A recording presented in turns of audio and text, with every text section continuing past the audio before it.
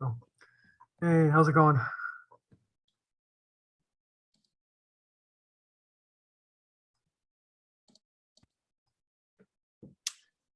Hey, Choyan.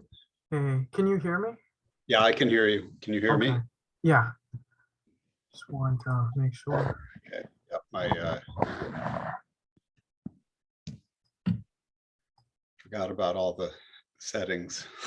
Yeah, it's been a while Yeah, yeah. since we've done one of these. Yeah. Okay.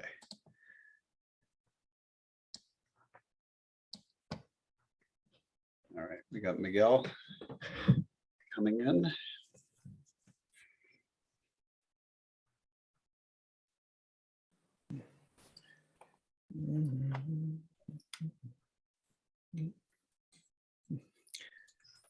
Hello.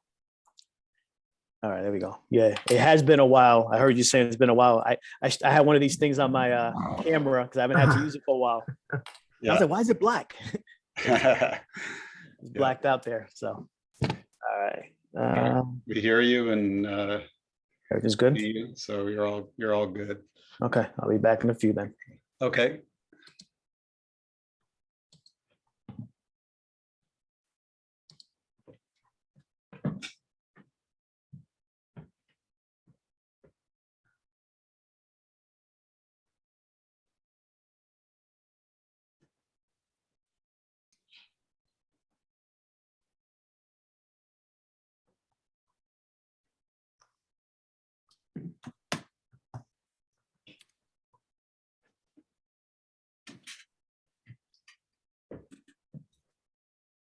Hi, Kelly. Hi, I'm just checking my screen and then I'll stay off for a few minutes unless you need me right away. Nope, you're good. We were just getting ourselves reoriented to this format. Yeah. Choyan, tell you I almost made the trek in. He did not. Yeah, I did see an email of Yeah, I think he did that because I don't know, some people are still meeting in person and doing the remote, like a hybrid. mhm. So, and I was driving and I was, a little stressed. So I'm like, Choyan, am I coming in or? So anyway, Yeah, well, here I am. you're in the right place Yes. at the right Right. time. I'll see you in a few minutes. Okay.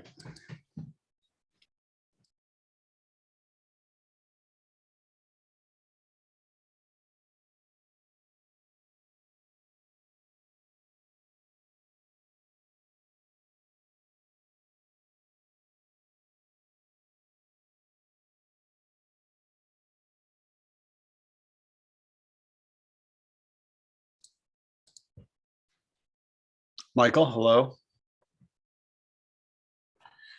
Hello, Bob. How are you? Good, good. Just getting That was the settled first in. time. It was the first time that asked me if I wanted to join as a panelist instead of just promoting me. Oh, no kidding. That's You must interesting. have a new version. I don't know that we did anything special in the settings to do that, but maybe Zoom has changed since last time we did it this way. It's quite possible. Yep. Hey, Troyan. Hey, Michael, how are you? Thanks Hey, for, thanks for Christine. sharing that Jeopardy quiz. Oh, thanks. Thank you. Glad It's you enjoyed it. it's always fun to watch you on Jeopardy. Nice, thanks. Glad you enjoyed it. Oh. Yeah, Bob, I think Zoom just did an update when I opened it, so that's probably why it asked. It's probably a new setting. Okay. All right. Well, looks like we're in good shape here. We're waiting on Nicole, I believe, right? Yeah, Choyan? Nicole and Manuel. And Manuel. Yes, that's right. So we should have a quorum for every item based on our count, right? Right, Harry and Chris will not be here today. right.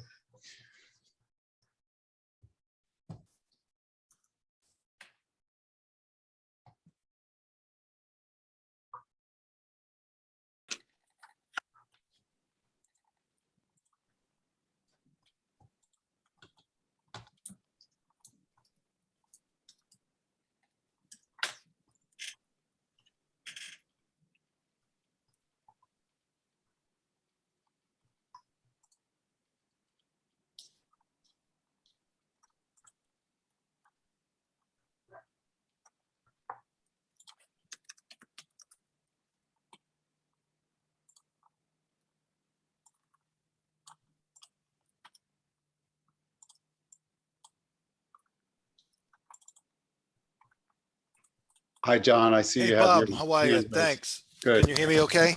Yes. So just FYI, I got the first two extensions on, but I Yeah. got to be at the ordinance committee meeting at 5. And I just noticed, I thought they might be quick, but you got looks like a fairly extensive opening session. So just leave it up to you. I certainly can come back and do it, but I just wanted to let you know that. Yes. Okay. Understood. I think the members heard that as well. We can take that. under Entirely up to you. Happy, Yeah. just FYI, I didn't want to be absent and didn't want to miss. And I understand the ordinance committee is going to be quick, just schedule public hearing. So, Yeah. but Okay. All right. thank you. Thank you. Yep.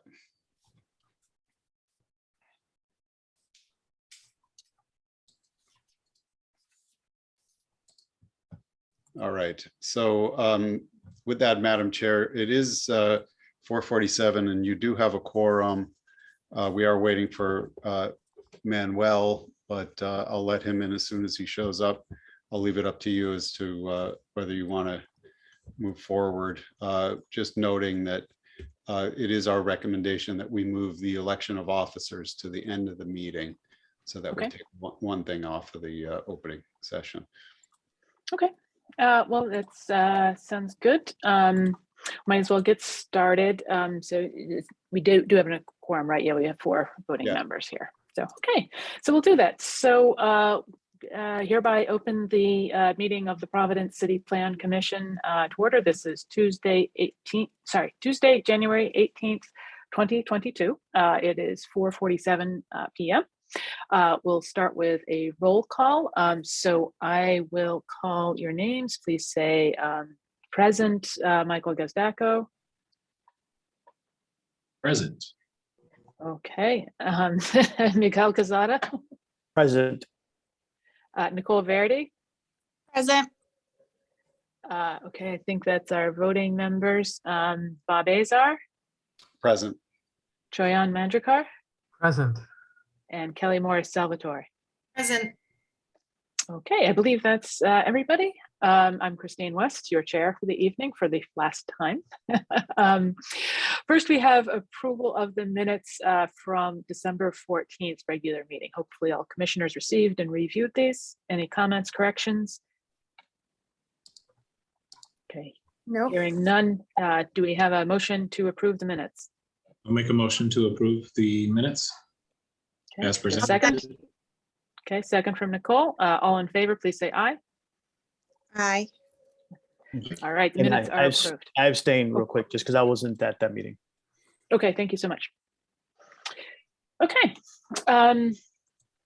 So again, we'll move the election and any other items in the agenda to the end. Let's go to the director's report. Bob? Okay. Yes, thank you. And just noting that Mr. Cordero has arrived. Oh, yes. Hello, Manuel. So director's report, I'm just going to speak briefly about the comprehensive plan update. As many of you know, we had presented to you several months back a couple of draft chapters of comprehensive plan amendments, one of which was to the land use section that we prepared based on work that we had done around affordable housing. And then another one came out of the sustainability office, and that was an update to the sustainability chapter. We talked about these a little bit, and in-house in the planning department, we have been sort of evaluating our work plan for the year, and recognizing that our comprehensive plan is going to need a significant update because its state approval expires in January of 2025. We've decided that we're going to take a step back and do a little bit broader public engagement when it comes to updates for the comprehensive plan. The approval, as I said, expires in January of 2025. That means that we need to have a comprehensive plan approved through the city council and then approved through the state process. That in itself is at least a year. So what it really means is that we have about 2 years to work on the comprehensive plan. That means updating all of the existing conditions, all of the information coming from the new census, and then anything else in the document that needs updating. And it's going to take some time. And fortunately, we do have some new staff members. We have some in-house capability to be working on this. So what we would like to do is a little bit broader of a update as opposed to just sort of small, discrete, piecemeal updates.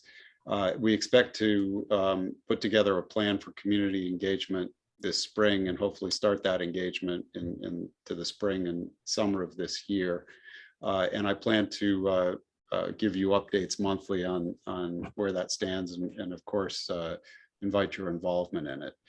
So we don't really know exactly what shape this process is going to take, but we'll be putting it together and we'll certainly update you next month on our progress and we'll be asking for your advice along the way.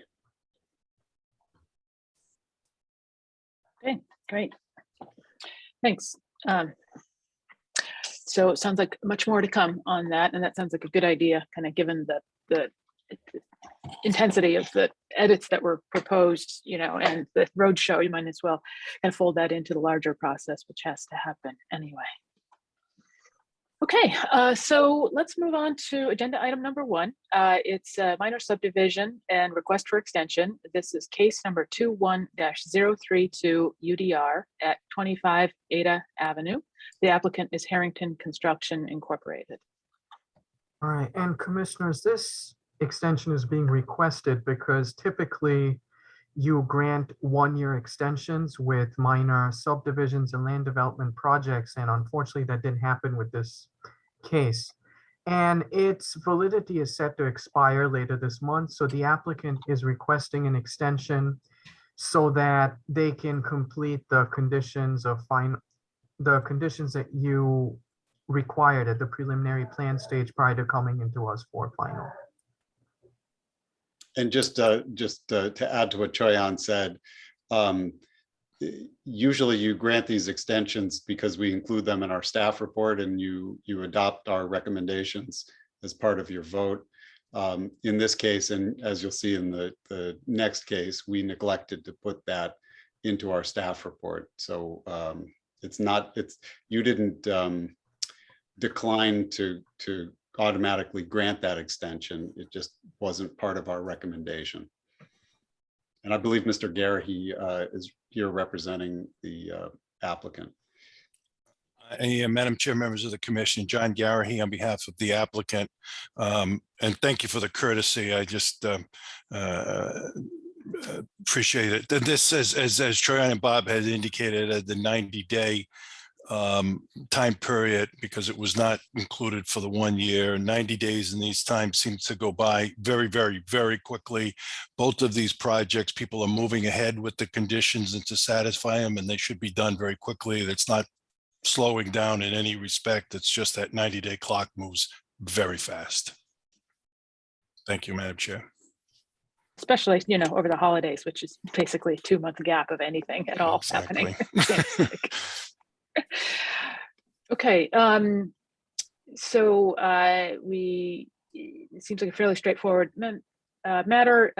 If there are any members of the public, though, who want to comment at this time, we'll just briefly pause and please raise your digital hand if you would like to comment.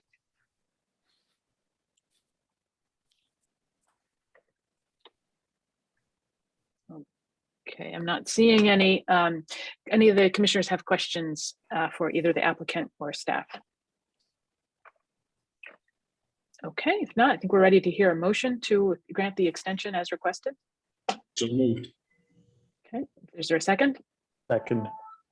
Okay, thank you, Miguel. All in favor, raise your hand and say aye. Aye. Aye. Okay, any opposed? All right, the extension is granted. Thank you, Madam Chair. Okay. Okay, thank you. All right, moving on. Similar item, minor land development project and request for extension, case number 21-034 NI, 18 to 24 8th Street. The applicant is Gassen Dao, and forgive me if I mispronounce your name. Troyan or Bob, would you like to introduce this?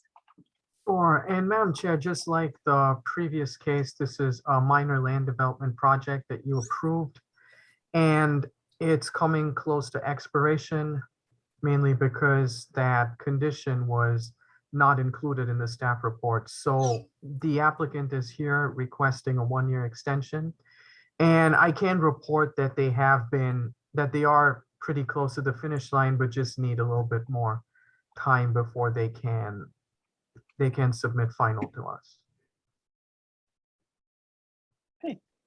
Madam Chair, members of the commission, again, John Garrahy on behalf of the applicant.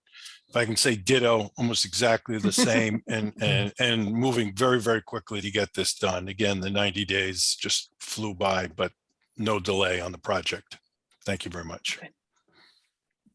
Okay, great. Any members of the public comment on this item, agenda number 2?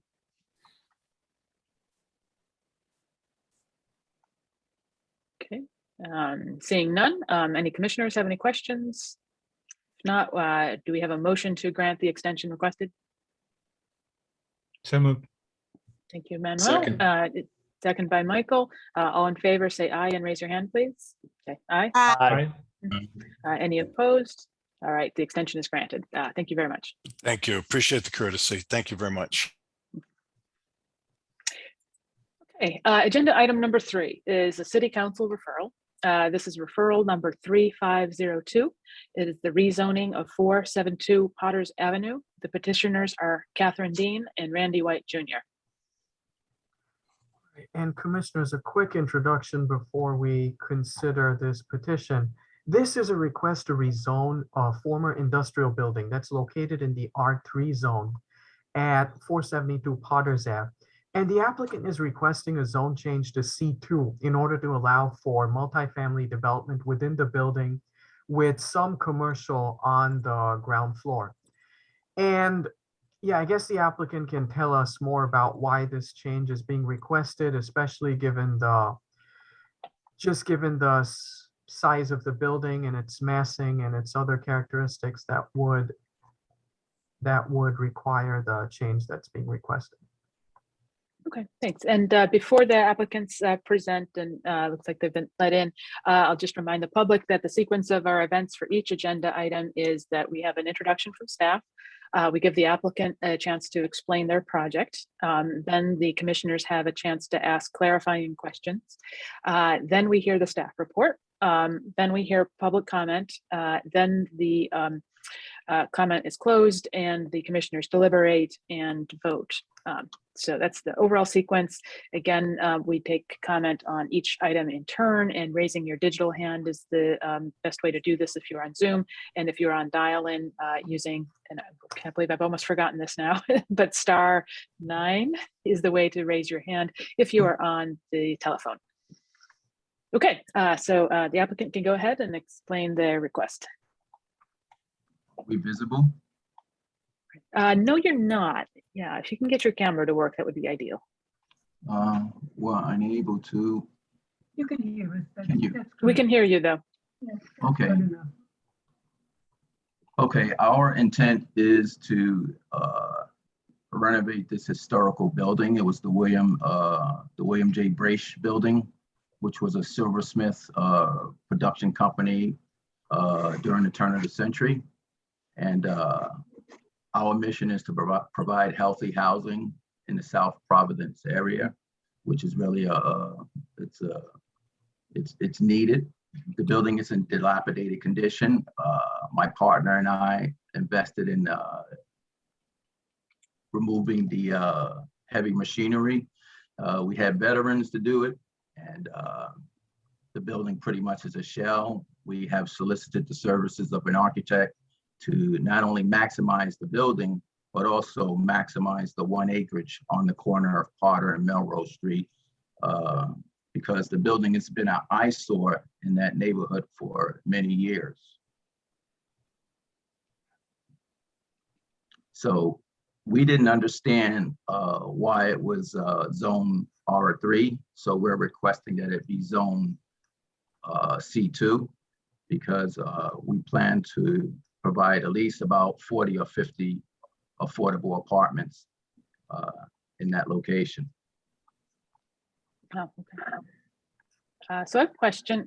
Yes, so you did mention additional development. How many apartments would be in the existing structure versus how many would be in new construction? I would say about 37 to 40 apartments in the existing structure, and outside about 20 apartments consisting of 1 and 2 bedroom apartments. Okay. With sufficient parking.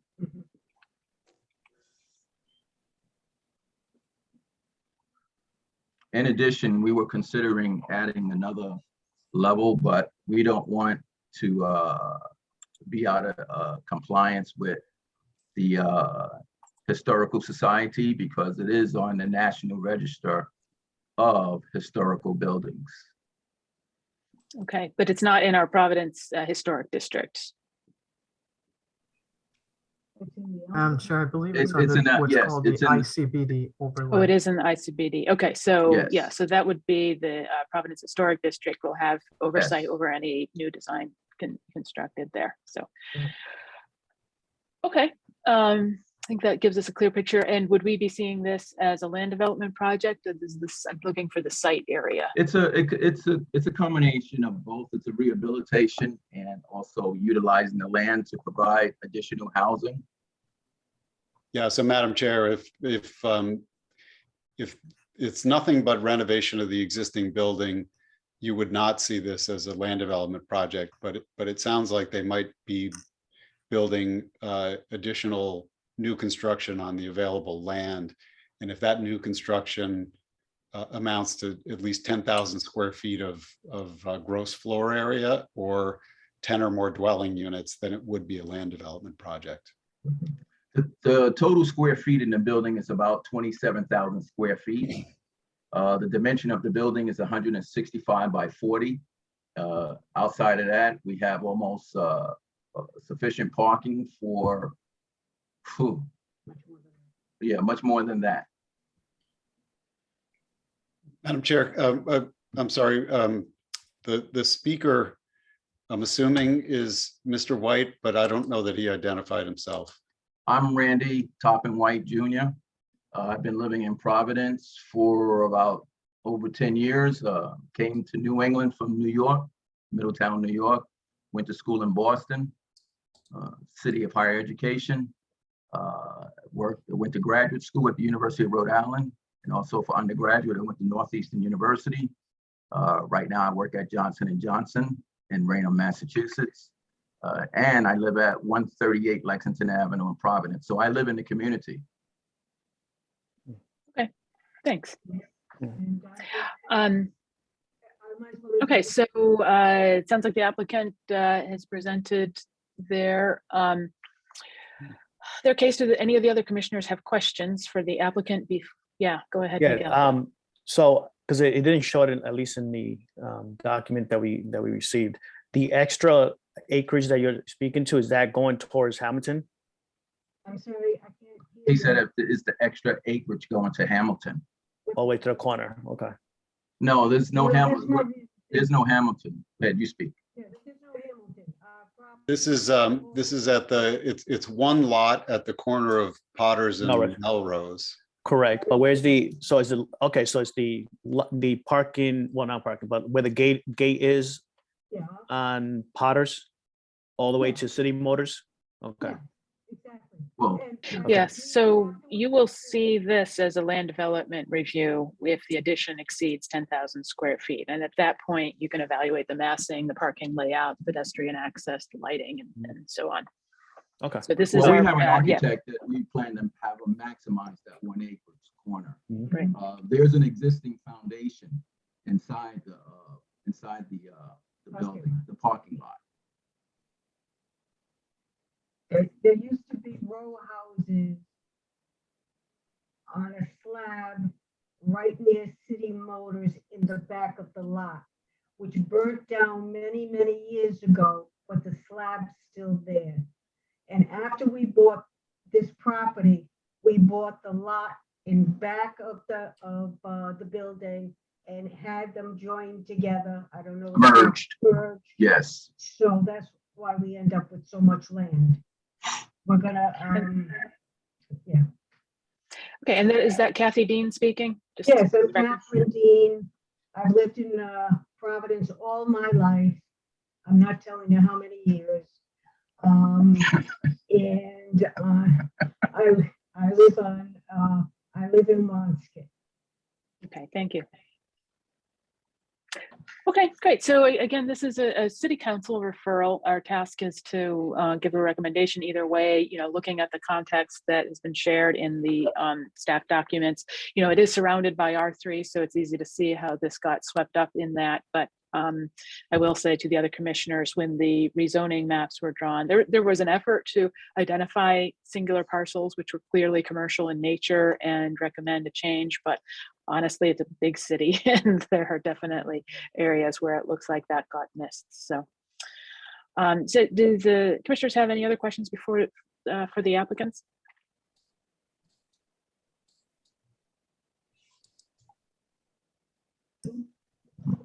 Okay, looks like there's none. So thank you very much to the applicants. We'll let you go and ask for the staff report. Right, sure, Commissioners. So based on that presentation, you must have got a little bit of an idea about the location of the project.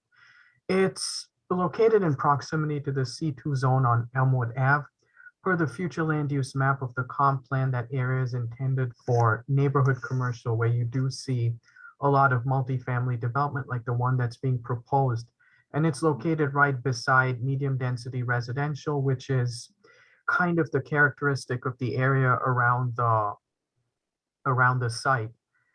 And so given the mix of uses, proximity to Elmwood Ave, which is considered an area of change, we do feel that it would be in conformance with the comprehensive plan to approve the zone change. Provision of additional housing would be in conformance with objective H2 of the plan. And rezoning this lot would be appropriate given the building's massing and its size and the layout of the lot. And we don't foresee a negative impact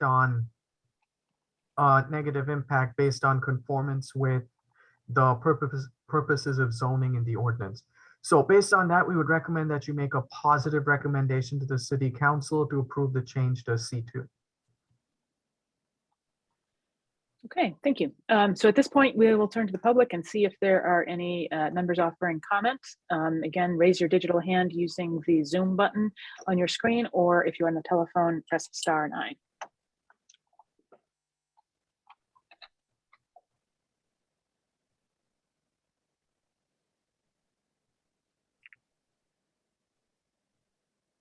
Okay, I do not see any hands raised. So we'll close the public comment period. We have the staff recommendation in front of us. Are there any further deliberations from the commissioners? Okay, Well, if since not, Chris- yeah, Since go ahead. Chris is not here, I'm going to take his position today and say that I used to live on Laura and Hamilton on a Nice. corner on top of a corner store. So it was mixed housing, which is literally really kitty corner from this property. And I think it was, I don't even know if it was in functioning when I was living there either. So it's good that for the neighborhood to see this developed, and, you know, the fact that they're going to add, you know, residential units to this area, I think is going to be something that's welcomed by the neighbors, I would assume. And I'm happy to see that, you know, they're pushing for this, and obviously for this project once we decide to vote on it. It almost sounds like a motion. Well, I was waiting for you. I don't know if there's any comment, but yes. So, I think we're all ready for a motion. So if you want to make one. so moved. Okay, and so that motion includes the recommendation and findings in the staff report. Is that right? For the zoning change to the city council, yes. Okay, that sounds like a motion. Do we have a second? Second. Okay, Nicole beat you to it. Okay, we have a second from Nicole. All in favor, say aye and raise your hands. Aye. Aye. Okay, all opposed? Any abstentions? The zoning recommendation is passed. Okay, thank you very much. We'll move on. Christine, can I just say that I'm having some technical difficulties tonight, so I'm doing this Sure. on my phone. So I can only see when someone's talking. So if I cut someone off, it is Okay. 100% by mistake. Okay, so noted. All right, well, and we'll give you a little bit of extra time to respond. So that's totally fine. Thanks for joining us, whatever way you can. Okay, so we're going to go to agenda item number 4. This is the referral number 3503. The rezoning of 144 Benefit Street. The petitioner is 144 Benefit Street Associates. Thanks, Madam Chair. And this is a request to rezone from R2 to C2. And the subject property is bed and breakfast that the applicant wishes to convert into 12 apartments that would be permitted under the C2 zoning. And they are requesting that the rezoning to C2 be with the condition that the uses be limited to 2, 3, and multifamily dwellings within the building. And the changes would mostly be to the interior and not much is proposed on the exterior. So I guess the applicants can tell us more about the change and why it's being requested. Thank you. Good to see everyone. Sad to be virtual again, but I'm still happy to be in front of the board. The proposal is similar to a Sorry, couple before you, others. sorry, before you begin, could you introduce yourself and also the gentleman who's going to present with you? Dylan Conley, attorney on behalf of the applicant, and Dustin DeZube, he's the principal for the corporation that's submitting the application.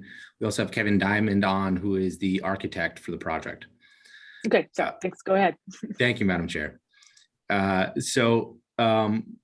We're not going to see, this is very similar to a couple of other of these proposals that I know that Dustin and I have worked on at least one, and there's a couple other in the Federal Hill area. We have another one at the next item where the buildings themselves are not being altered, but in order to convert space that isn't quite frankly in demand to residential spaces, we need to move to a C2 with a restriction so that's residences only. It's adaptive reuse. And I think, I don't know if Dustin wants to jump in or if Kevin wants to slide directly into a bit of a presentation. We can show you what we're looking at doing to the building to kind of show you the integrity of the fact that we're not changing the envelope. We believe the intensity of the use is going to decrease while simultaneously providing more housing units in total. Okay, great, go ahead. And hopefully you have permission to share screen. Kevin, you want to walk us through the plans? Absolutely. I'm going to pull up the plans right here. So can everyone see my screen all right? Yep. Okay, great. So this is a nice little shot of the exterior of the building. I think one of the greatest parts of our our design intent is to leave it fully intact and really make no changes at all to it, aside from just general cleanup items, anything that might be necessary just to maintain the building. So I'm going to go ahead and skip right ahead to the plans. So we'll start with the basement and just kind of work our way up. So dark gray / black infill walls are proposed and the light gray is existing. So as you'll see, no changes are proposed to anything that would affect the envelope of the building. It's all purely interior. This is the basement level, which is exposed as sort of like a walkout style basement at the rear, and is completely below grade along Benefit Street. So you'll notice that the ratio of existing walls to proposed walls is definitely in the favor of keeping the actual building intact. The main floor, this is level 1 with the main entryway right here. I'm not sure if my mouse shows up for everybody, but it's down here. That's where we enter. Again, preserving the entry, all the fenestration, the masonry walls, no changes to the site. And essentially trying to keep these historic fireplaces intact as well.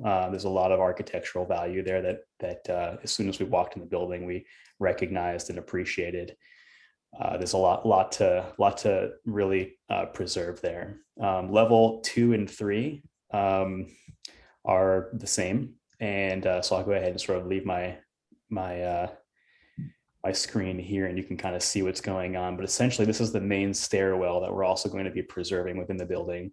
And you can really see that what we're touching is very light compared to what we're preserving.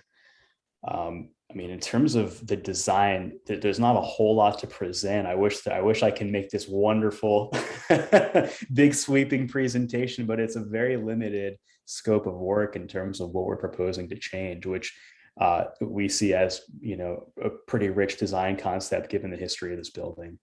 I'd be glad to answer any questions about what we're doing or what's there, if anyone has any questions.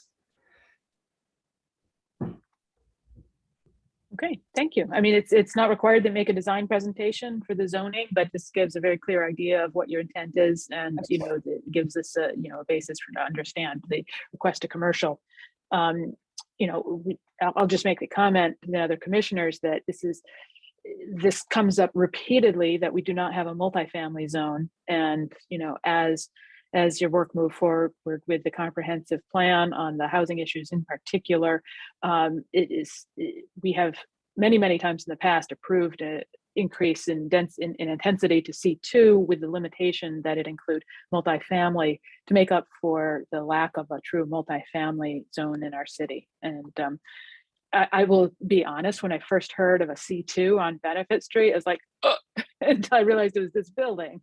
Obviously, you know, this is not what we would normally consider a single family house. It's been used commercially for B&B for as long as I've been in Providence. And, you know, I think this is one of those times where we recognize the nature of the building, the nature of the street, and understand the limitations that we could put on. So thanks for the presentation. Do any of the other commissioners have questions for the applicants?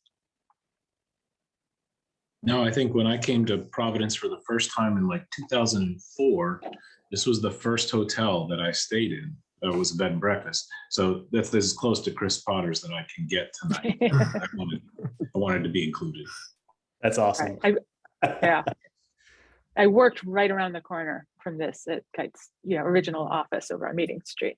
Oh, it's a wonderful area. It was actually when I first came to Providence as well. I stayed around the corner, and I remember that was the first walk I took through Providence. It sealed the deal. That's when I realized I wanted to be here. It's a cool spot.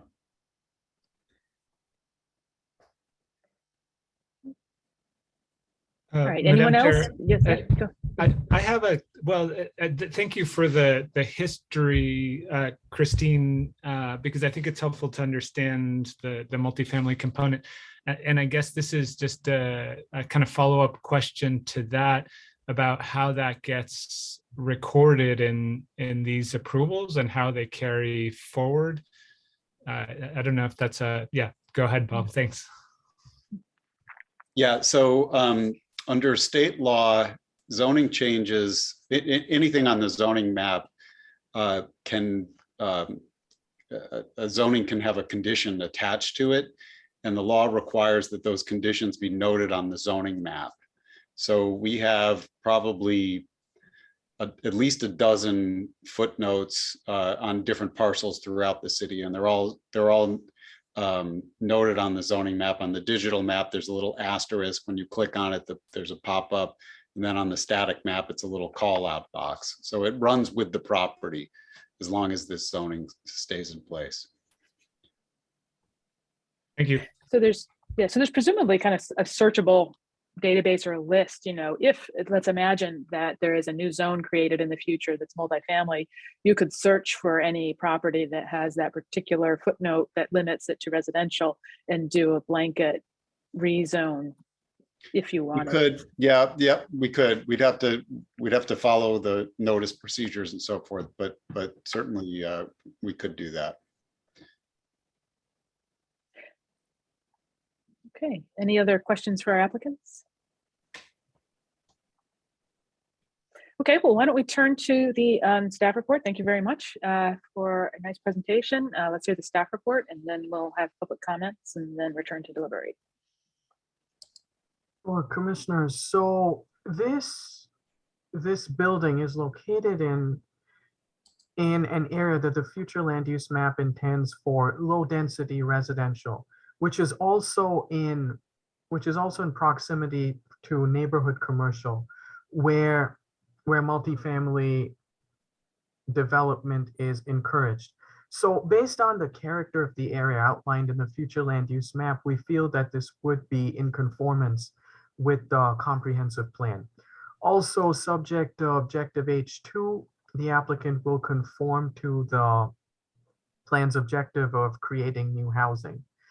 And so given that the site is in proximity to North Main Street, which has the C2 zone, we feel that the change would be in conformance with the comprehensive plan as well as the ordinance.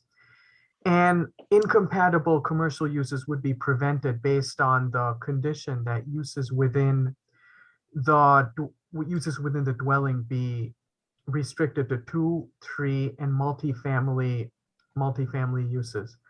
And also just based on the design and massing of the building, we feel that it would be appropriate for the zone to approve the zone change, just given that the building can accommodate more dwelling units than the 2 that are currently permitted.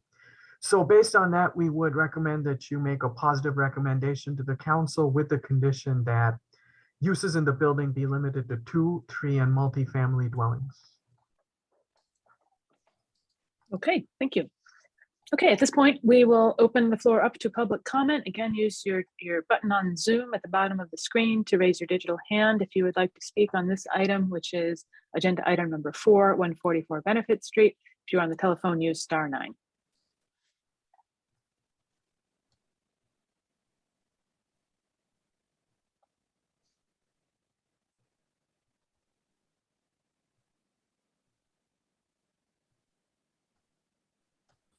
Okay, I am not seeing anybody. Okay, I think we can go ahead and close the public comment period. Any further deliberations from the commissioners? Any comments? Okay, if not, then I believe we're ready for a motion that makes the recommendation a positive recommendation based on the findings and recommendations in the staff report. So moved. Okay, thank you, Michael. Do we have a second? Okay, I think Nicole sounds like she seconded. Yes. Okay, thank you, Nicole. All right, all in favor, please say aye and raise your hands. Aye. Aye. Hi. Okay. Any opposed? Please say nay and raise your hand. All right, any abstentions? And the recommendation is approved. Okay, thank you. All right, moving right along. We are at agenda item number 5. This is another city council referral, number 3504, and it is the rezoning of 54 to 56 Sutton Street. And the petitioner is Sutton Place. So, and if you wouldn't mind reintroducing yourself for the record, please. Dylan Conley on behalf of the applicant. I believe Tal Bazuko is also on the line. She is the owner, and she wanted to give a brief presentation to talk about what her vision for the site is. I will say that it is, from the land use attorney's perspective, roughly identical to the previous presentation, and that we're seeking for the additional density that we're afforded through a commercial zone. We're restricting it to residential uses. We have no intention to change the exterior of the building. And it's really just to convert, there's 3 commercial units in addition to 3 residential units in the space right now. The 3 commercial units would be converted into 4 residential units. So it's 7 total residential units. But again, the building is going to stay the same. We think the intensity of the use is roughly going to go down relative to the commercial uses that were there historically. And ironically, we need to go from a residential zone into a commercial zone to get rid of commercial uses. But with no further ado, I want to hand it off to Tal. Hi, thank you, Dylan. I'm Tal. My name's Nick. And we're the owners of 54 and 56 Sutton Street. If we could just share our screen, we would like to show you a little presentation.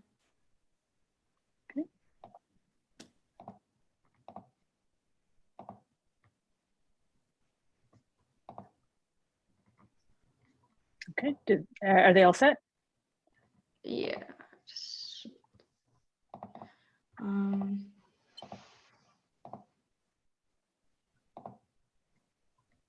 Can everybody see my screen? Mm-hmm. Yeah.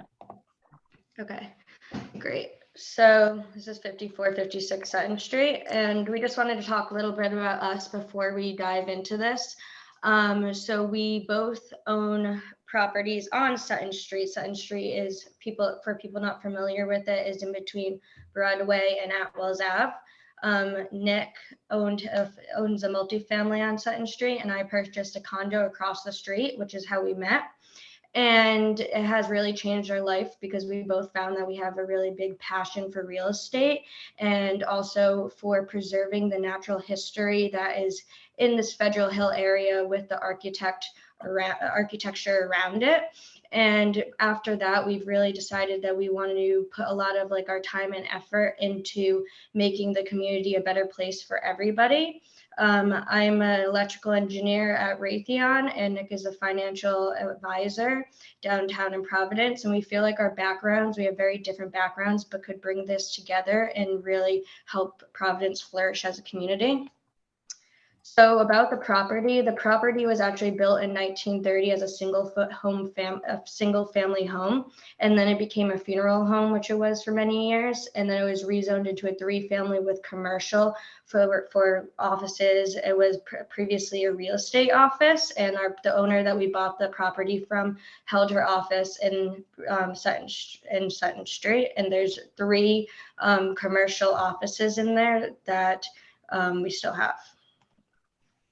So we kind of have made this like a little hobby now where we like to do a lot of the work that we can by ourselves. Obviously, we need plumbers and electricians, but what we can do by ourselves, we do try to do because we really want to preserve the history. We're not into tearing down buildings and bringing new buildings. We really want to all of the history that is in the walls of many of these houses. But my house was built in 1900s as well, in 1900, and Nick's was built in I think 1860. And so this is something that we're very passionate about. So these are some photos of the exterior of Sutton Place. Like Dylan mentioned, we will not be changing the outside of the building at all. We primarily just want to change the use of it to make it more, to use it better, because we realized that residential would be more beneficial for the entire community. As you can see, there's many entrances and exits, and we have a large 1,000-foot square garage because again, it was a funeral home and it still has a lot of those characteristics. Here's the GIS where you can see where Sutton Place is on the right, it's getting pointed to, and then a similar conversion that happened a couple of years ago on the left where it was rezoned. And here's the original layout. It's kind of a wonky layout. This was from the cellar, which is the only layout we really have, but it's a very interesting, intricate building where it's kind of like a maze when you see it, and there's tons of extra space. It's over 6,000 square feet, and actually for the 3-family that's living in right now, that people are living in, only about 2,000 is really getting used. So it's a lot of wasted space that we think we could really use to help benefit the community. So the problem is around here is you can go on Zillow, you can go on apartments.com, and the rent in Providence has doubled, if not tripled. And this has left a lot of people struggling. You can go on Facebook Marketplace, you can go on Craigslist, you can go see how this is really hurting people, and people are just begging for places to live. And there's not enough units that may be rented out.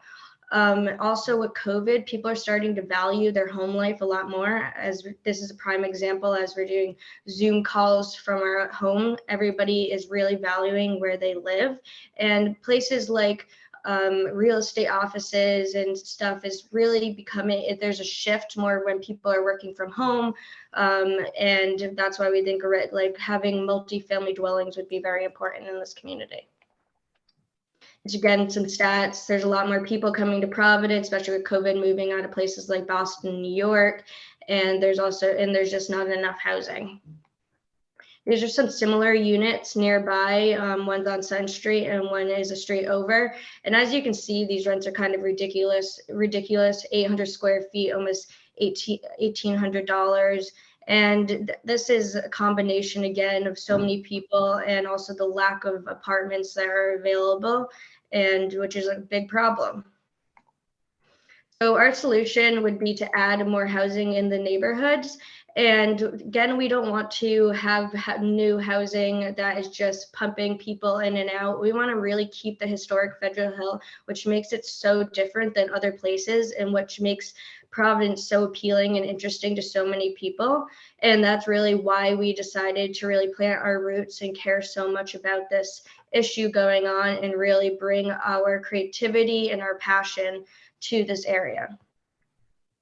we would like potentially rezone it to a 7-family.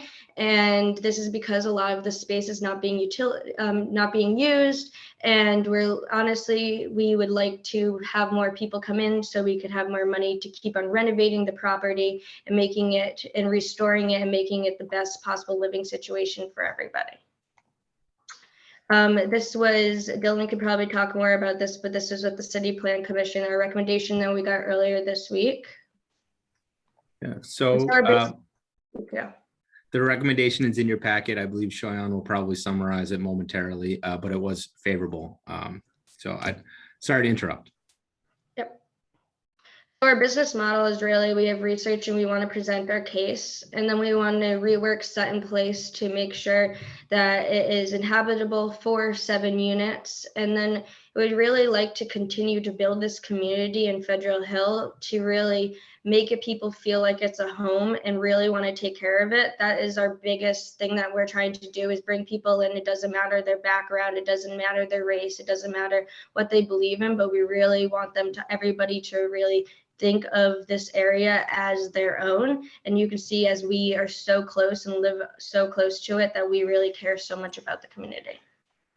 And what this would benefit, it would create more housing in Providence, and it would make a community have a creative space, and we would use this unused space. And in all summer, you see Federal Hill light up with restaurants out on the streets and bring so many tourists in, so many people. And who's working at those restaurants, who's working at the booths on the street? People that also need housing, and to have more housing at a place that hubs so much fun and creativity in the summer and also in the winter would be very beneficial to the entire community. So we'd just like to thank you. Over the past few weeks, I've been deciding where to pursue my master's in engineering, and I did decide, and James Patterson did go to one of the schools I was accepted to. I did not go to his school, but he did write once, "I don't care if we have our house or a cliff ledge or a cardboard box. Home is wherever we are all together." And this has really stuck out to me when I was reading it, because it's really cheesy and people keep saying this all the time, but it really does. And I think if COVID showed us anything, it really showed us how important a home is and how important it is to all work together to create a place that we're all comfortable in, even when odds are against us and something like a national pandemic hits us. And that's what we really would like you to get out of this presentation. And with that, that's the end of the presentation. Thank you. Well, okay. Well, really went above and beyond. I think it gives a really big picture of, who you are and what you want to do and your aspirations for the place. I appreciate all the effort that you put into that. Okay. Do any of the commissioners have questions for the applicants?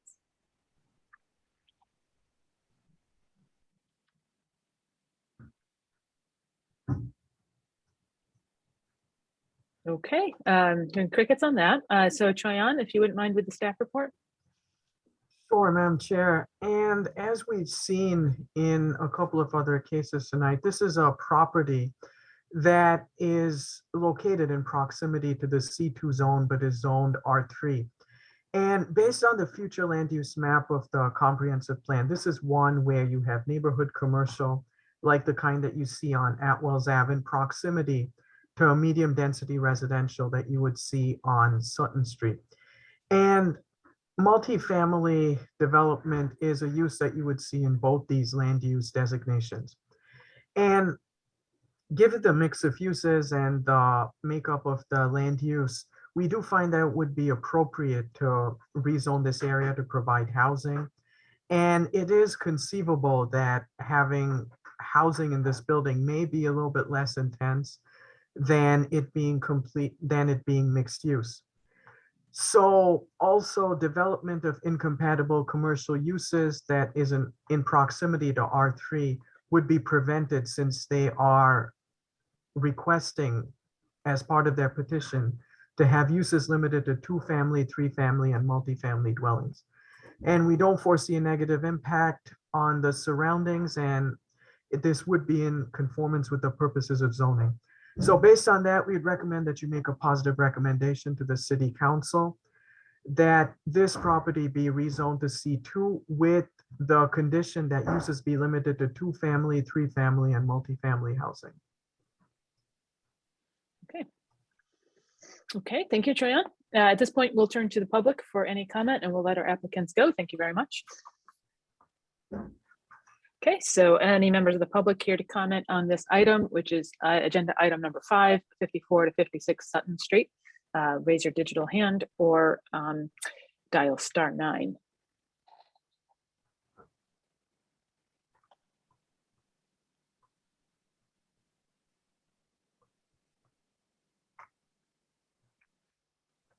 Okay, I do not see any hands raised. So we'll go ahead and close the public comment period and return to the commissioners for any deliberation or comments.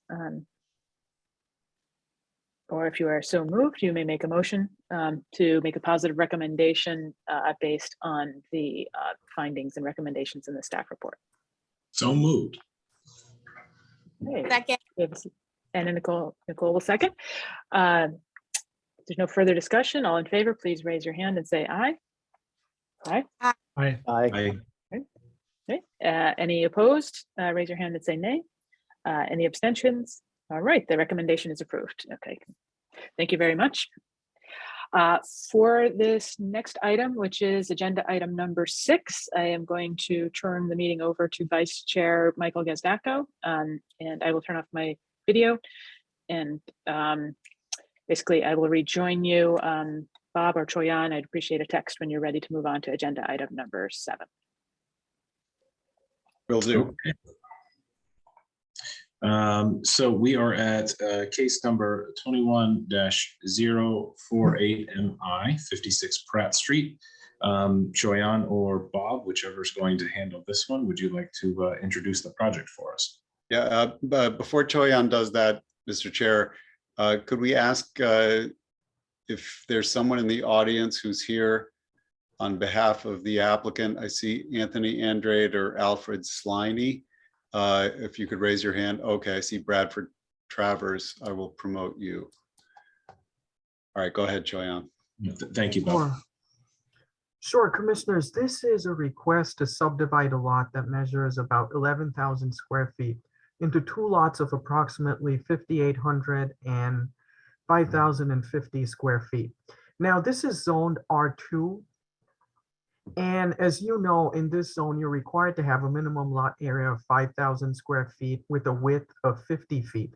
Now, in order to achieve those dimensions, the applicant is required to place the lot line that would pass through an attached garage, a garage that's attached to the existing dwelling on the site. And so being that this is under a historic district, the applicant has received permission from the historic district to remove that garage so that they will be able to subdivide the lot as proposed without a lot line passing through a building. So yeah, we have the applicant and their team here, and they can tell you more about the subdivision and why it's being proposed as such. Thank you, Choyan. Applicant, you guys can unmute yourselves and go ahead and let us know what you're looking at here today. Members of the commission, my name is Mark Liberati. I'm an attorney for the applicant and the owner. The proposed subdivision does in fact require the removal of the existing garage. This matter was heard in front of the Historic District Commission, which gave its endorsement to the project. As the staff report says, this project is in compliance with the comprehensive plan and with zoning, as each of the remaining lots has a minimum of 5,000 square feet. With me tonight is Mr. Sliney, who is the applicant, and Mr. Travers, who is the surveyor. And at this point, I'd just like to have Mr. Travers explain the plan. Sure. As Mark mentioned, my name is Brad Travers. I'm the president of Waterman Engineering Company, professional land surveyor registered in Rhode Island and Massachusetts. We did the survey of 56 Pratt Street. The existing property is 10,887 square feet, located in R2 zone. As mentioned, our proposal is to split the lot relatively in half, with a 51 foot wide lot as being the vacant lot, and then the existing house being the remainder. As mentioned, because that line goes through the existing garage that was added later, that garage is proposed to be removed and went to the Historic District Commission to get that approval. Other than that, it meets zoning as far as lot area, building setbacks, lot width, and such. The main plan is just to have that one vacant lot next door and to keep the existing house as it is, with the minor changes of removing the garage and the alterations as discussed at the Historic Preservation District Commission. So if there's any questions, would be welcome to answer them, or the applicants here if you have any questions for him as well. Thank you. Other commissioners, do you have any questions for the applicant before we hear the staff report and open it up to public comment?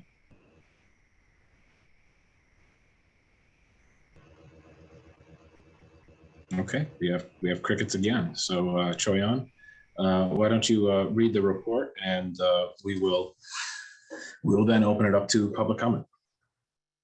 Sure, commissioners, this subdivision would be in conformance with the future land use map of the comprehensive plan, since it is intended for low density residential development, which would be the type of development that would be permitted on the newly created lot upon subdivision.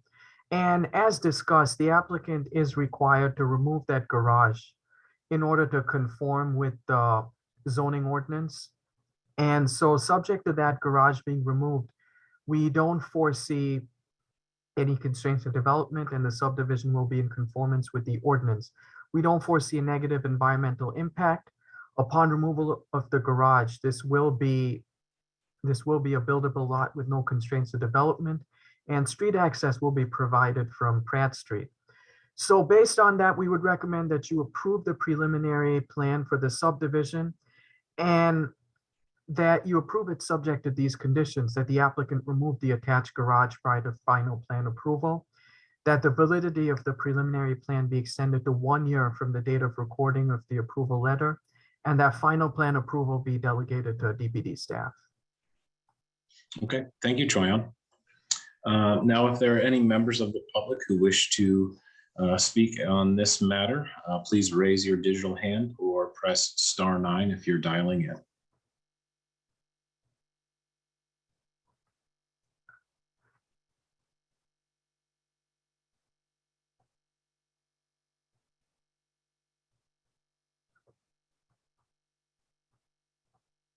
And do we have anyone? We do not. Okay. Then with that, we will close the public comment section of this application, and we will go back to deliberations. Anyone from the commission care to have any further discussion or make a motion on this matter? I don't have any comments or questions, but I'm happy to make a motion if folks don't want to have a discussion. Anyone else care to have a discussion? I think everyone's shaking their head, Nicole. So I think it's open floor. I'll make a motion to approve the minor subdivision based on what we heard today, as well as what's in the staff report and subject to the findings and the recommendations in the staff report. Okay, so we have a motion by Nicole. Do we have a second? Second. And we have a second by Miguel. Thank you. So with that, we will just do a voice vote. All in favor, please raise your hand and say aye. Aye. Any opposed? Any abstained? So the ayes have it, and this motion carries. Congratulations. And with that, I guess we will bring back Chair West. If someone would be so kind to text her, or there she is. Bob already did. Thank you. All right. That was fast. Bob is very quick, but the texting of you, that was great. All right. Okay. So final agenda item for tonight. And is the minor land development project. This is agenda item number 7 and case number 21-047MI at 220 Blackstone Street. The applicant is AR Building Company. And we'll bring those applicants up to present their project and hear the introduction. Sure. And commissioners, before I introduce the project, I would just ask that the following people raise their hands so that they can be promoted. So Emily Mitchell and Jason Kambitsis, Jeff Campbell, John Shevlin, and Brandon Carr. And so this is a request for preliminary plan approval of a minor land development project to construct a 6-story residential building with 178 dwelling units and 217 parking spaces. And this lot is currently vacant and it's located at 220 Blackstone Street and zoned MMU 75. And the applicant is proposing to construct this multifamily development, and they will be talking to you about the design of the building, the layout of the site, as well as other elements of the plan like lighting, landscaping, and environmental measures.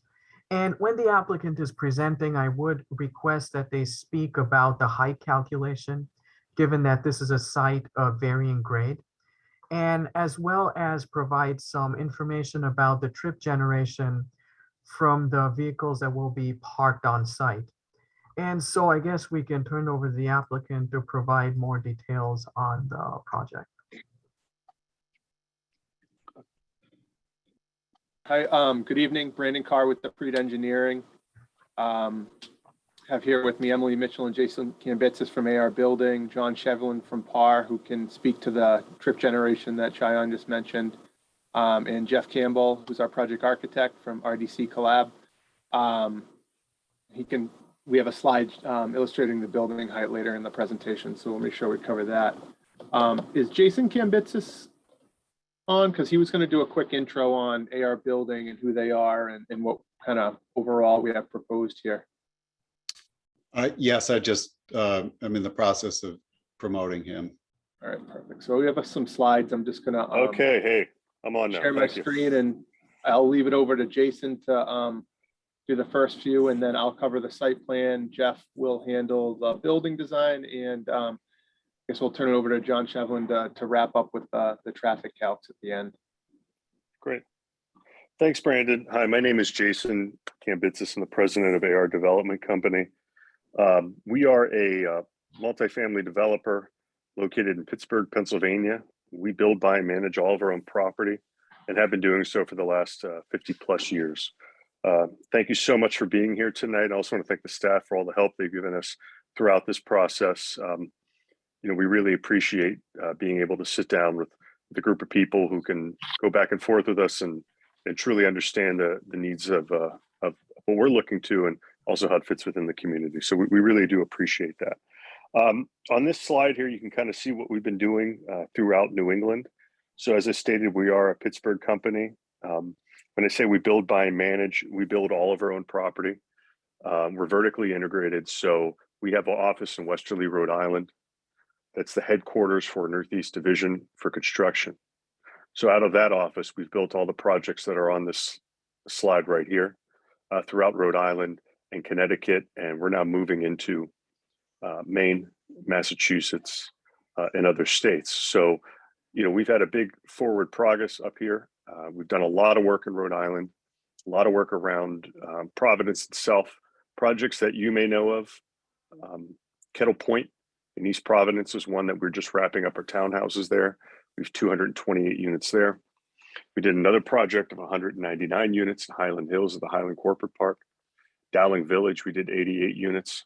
And then in North Kingstown, we did Reynolds Farm, which is 225 units, among others.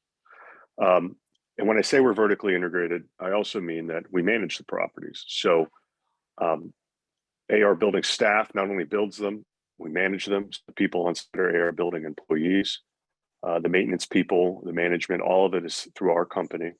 And we hold on to properties over the 50 plus years of the company and 9,000 units that we own. We've sold maybe 200 or 300 of them within the portfolio. And those are properties that didn't fit the criteria of the portfolio, or older properties. They really were outside of our wheelhouse, kind of grew out of them. So these new ones we hold on, they're in a trust, they're family-owned business, and they will continue that way. Move on to the next slide. This gives you an understanding of the fit, the feel, the finish of our properties. The bottom left is Kettle Point in East Providence, as I just spoke about. To the top right is 60 Mansfield Road. That is in New London, Connecticut. And on the bottom right is a property we just opened up called Evergreen Apartments in Monroeville, PA. You know, all these buildings are different. We have a certain style that we like to keep. We have a certain color scheme that we do in these properties. We like to use brick. We like to use siding. We use AZAC decking. The reason we use these higher quality materials is so we can have a lower maintenance building over time. When you own something and you're intending to build it forever, own it forever, you want to use materials that are going to weather over time, that are going to look good and have low maintenance. We've started doing this color scheme and this design about 25 years ago, and the buildings look the same. We pride ourselves in how we maintain our properties.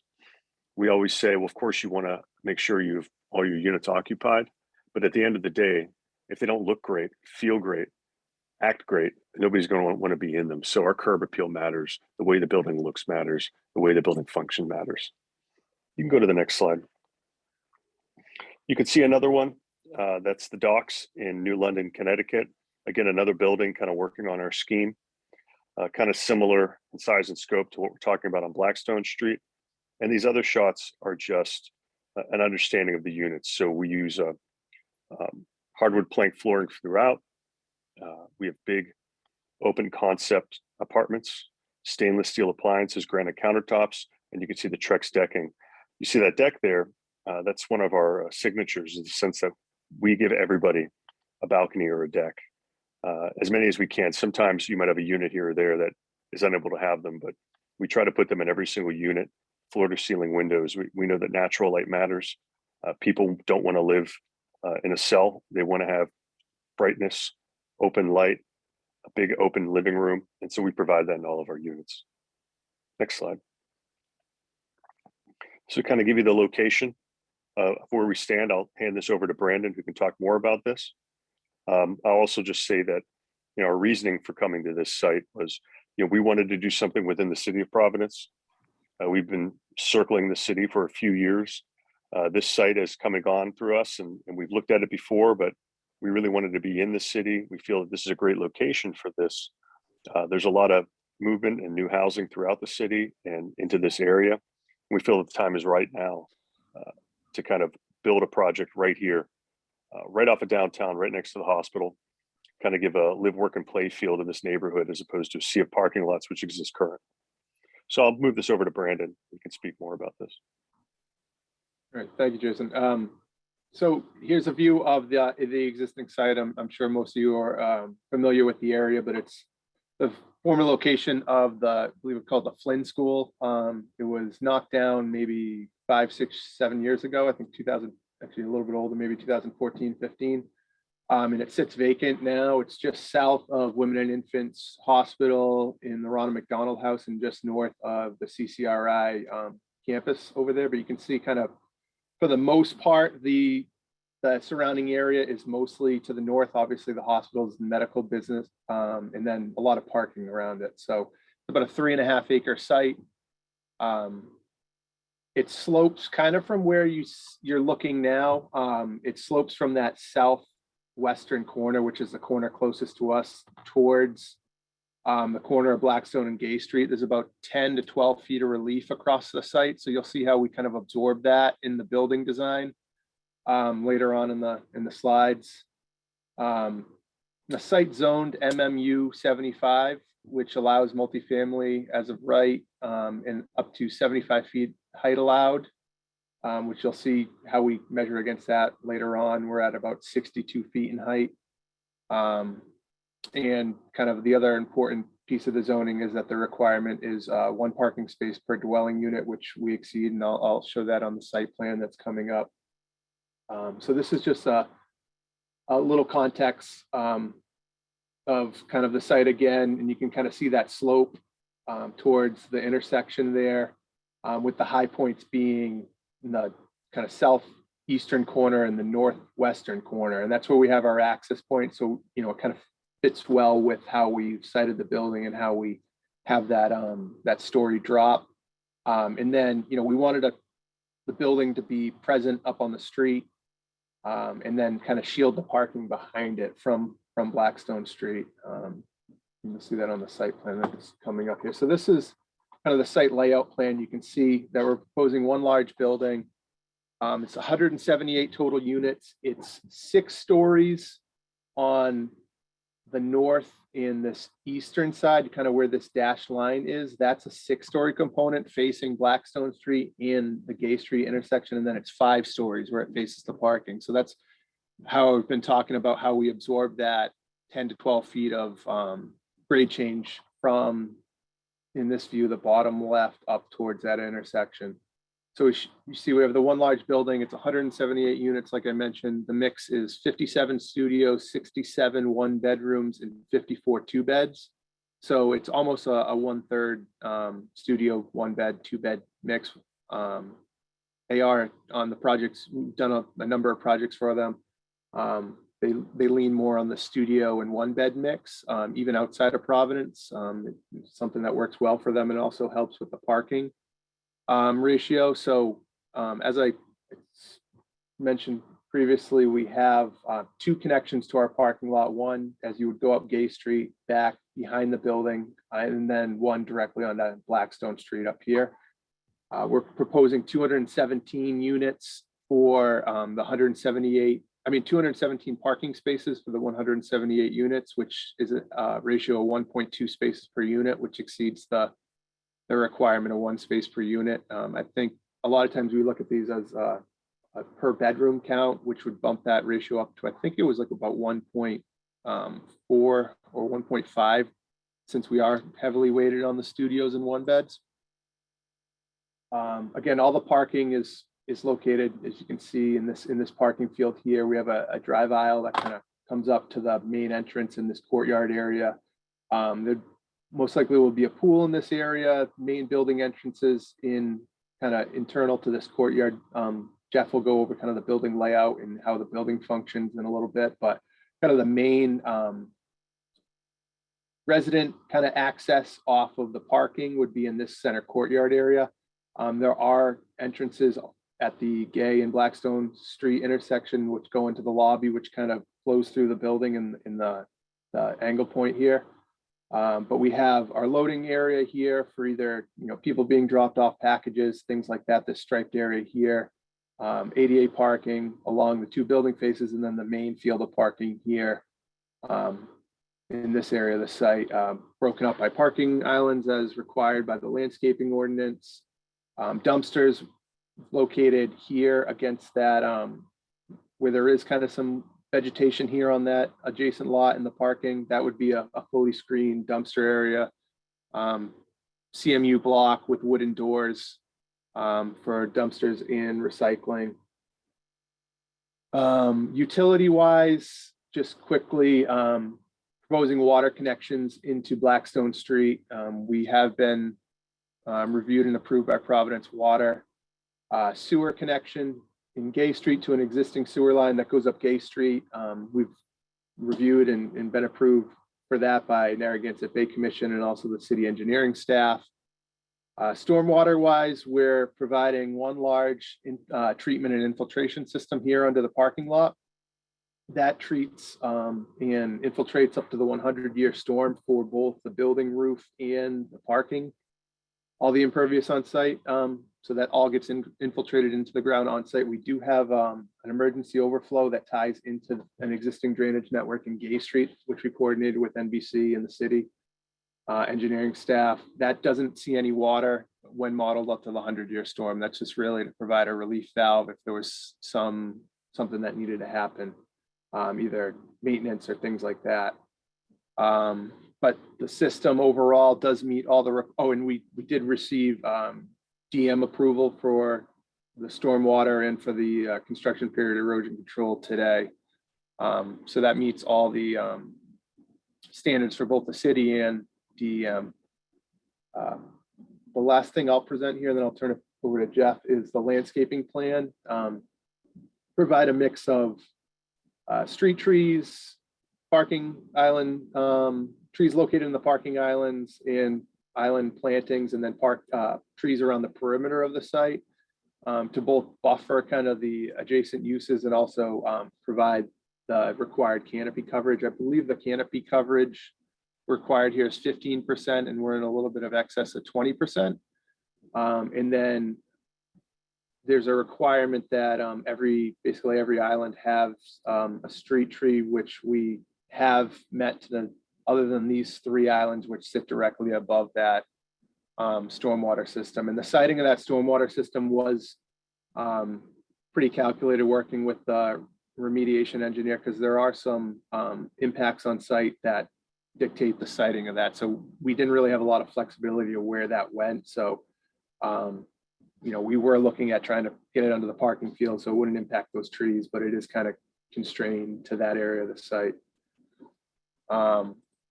Like I said, we have our permits from Narragansett Bay for both stormwater and sewer, from Providence Water for the water connection. They're all clear from city engineering staff for the access, circulation, and stormwater, and also our DEM permits for the stormwater system.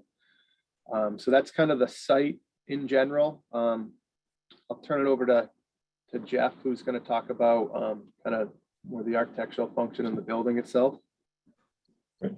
Thanks, Brandon. My name is Jeff Campbell. I'm an architect and principal with Rothschild Donor Collaborative here in Pittsburgh.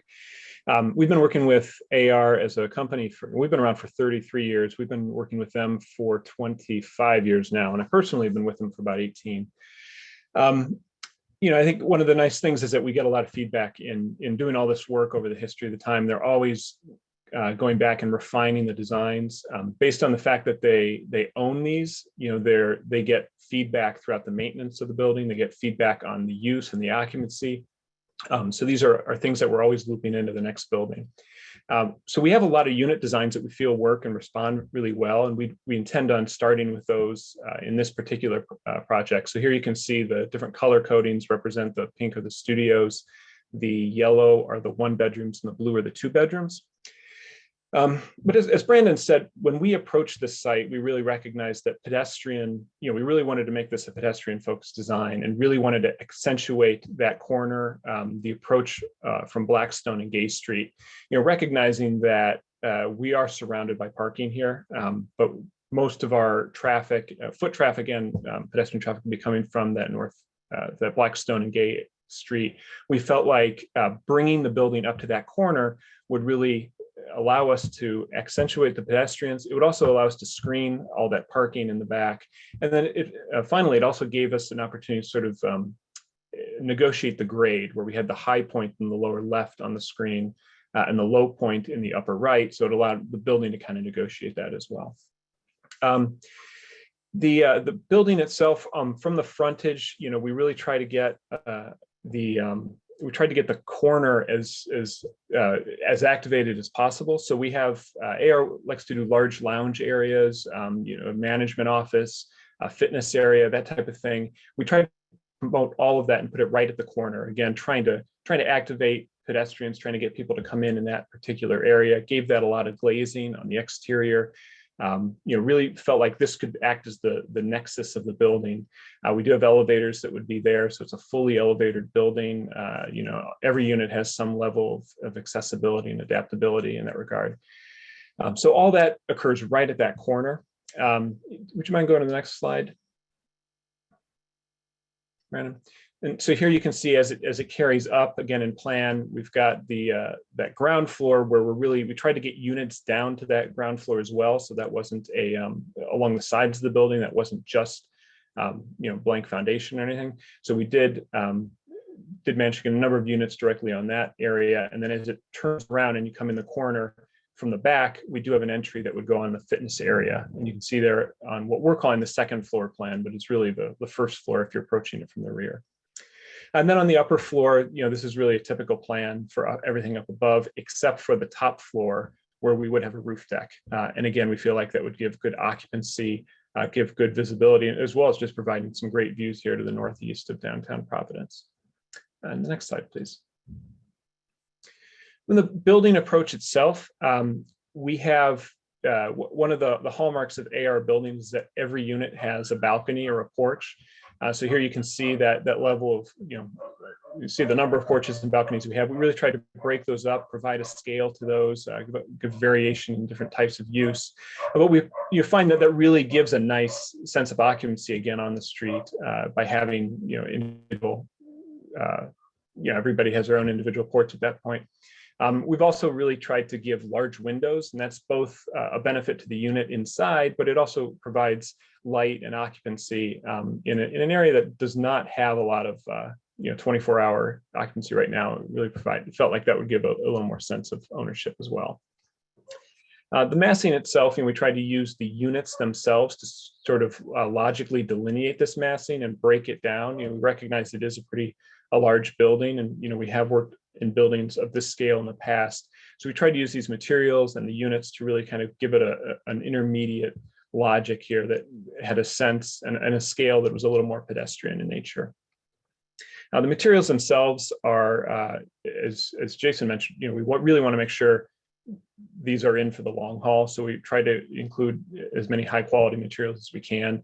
So here we have what we're showing is usually a stone veneer at that ground floor. We have brick. It's pretty extensive around the outside of the building.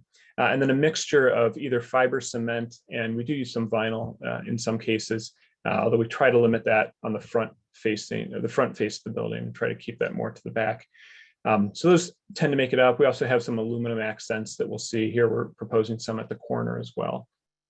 And then, as far as details, I'm happy to go into the insides of the building if warranted. They do tend to be, they're fully sprinklered. We do have full laundries in each one. We have a bathroom for every bedroom. So a 2-bedroom gets a bathroom, or gets 2 bathrooms, excuse me. I mentioned accessible and fully elevated.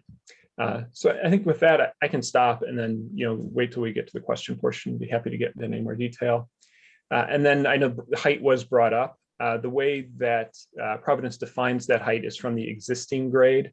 So, or from the average existing grade of where the proposed foundation is. So we did a calculation here, you see in the middle, that basically puts that starting elevation at 61 feet. We're proposing a 15-foot floor to floor at the corner. And then every floor above would be 10 feet. And then we're figuring, just 3 feet up above. So that gives us a total of 62 feet from that 61-foot marker. So I think the zoning code definition of building height would put us at 62 feet, although it would be a little bit taller from the Blackstone and Gay corner and a little bit shorter from the rear. Thank you. Okay, thanks. Just a point of clarification, I believe the zoning also defines height to the top of the roof deck, so that parapet doesn't actually count. You're right. We were trying to give it a little bit of buffer just in case we wanted to nuance. I appreciate that. Thank you. So I guess, John Shevlin, do you want to just kind of cover the trip generation information that you provided? And then the whole team's available for any questions the board may have. Sure. Thank you, Brandon. Good evening, everybody. For the record, my name is John Shevlin from Park Corporation, Senior Vice President of Transportation Division at PAR. I believe you all received a copy of our January 12th letter talking about trip generations, but I'll just go real quickly in regards to how we go ahead and develop those numbers and what the results were. So what we use in order to develop the trip generation for a particular type of development, we use the industry standards, which is a document prepared by the Institute of Transportation Engineers. And the document's called the Trip Generation Manual.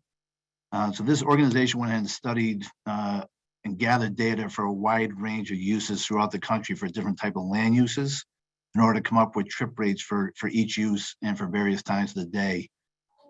Most cases, it looked at trips during the day and then also during the morning and afternoon peak hours and providing information in regards to that.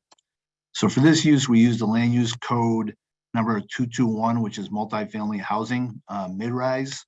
And this includes apartments and condominiums located in a building that has between 4 to 10 floors of living space. So based on ITE, the vehicle trip ends versus the number of dwelling units was used to generate the trips for a weekday, the 1 hour peak hour between the morning peak hour between 7 and 9 a.m. and then the afternoon peak hour from 4 to 6 p.m. Also, in addition to the number of trips that are generated from a particular type of use, the study also looked at the trip distribution and the directional distribution in and out of the site for the different trips. So, in our letter, we went ahead, we summarized regards to how many trips would be generated for the 3 cases. The weekday, there's a rate of 4.54 per dwelling unit. So for a course of a 24-hour day, it's 808 trips, and there's an even split between approximately 400 cars coming in, 400 leaving. But during the peak hours, during the morning peak hour, it's 0.28 trips per unit. So the number of trips generated during the morning peak hour is 50, and the directional distribution shows that there's 8 trips that are going to be entering and 42 will be exiting during the morning peak hour. And likewise, in the afternoon, the trip rate that is generated from the study is 0.26 trips per unit, and that comes up with a total of 47 trips during that PM peak hour. And with the distribution that they have, it's 34 trips entering the site with 13 entering. As a summary, guys, where we came up, we looked at it. It's for the size of development, it's not a big number of trips during the peak hours. And with the distribution, we would think that it may have no significant impact to some of the roadways and intersections. That's just a quick summary in regards to what we provided.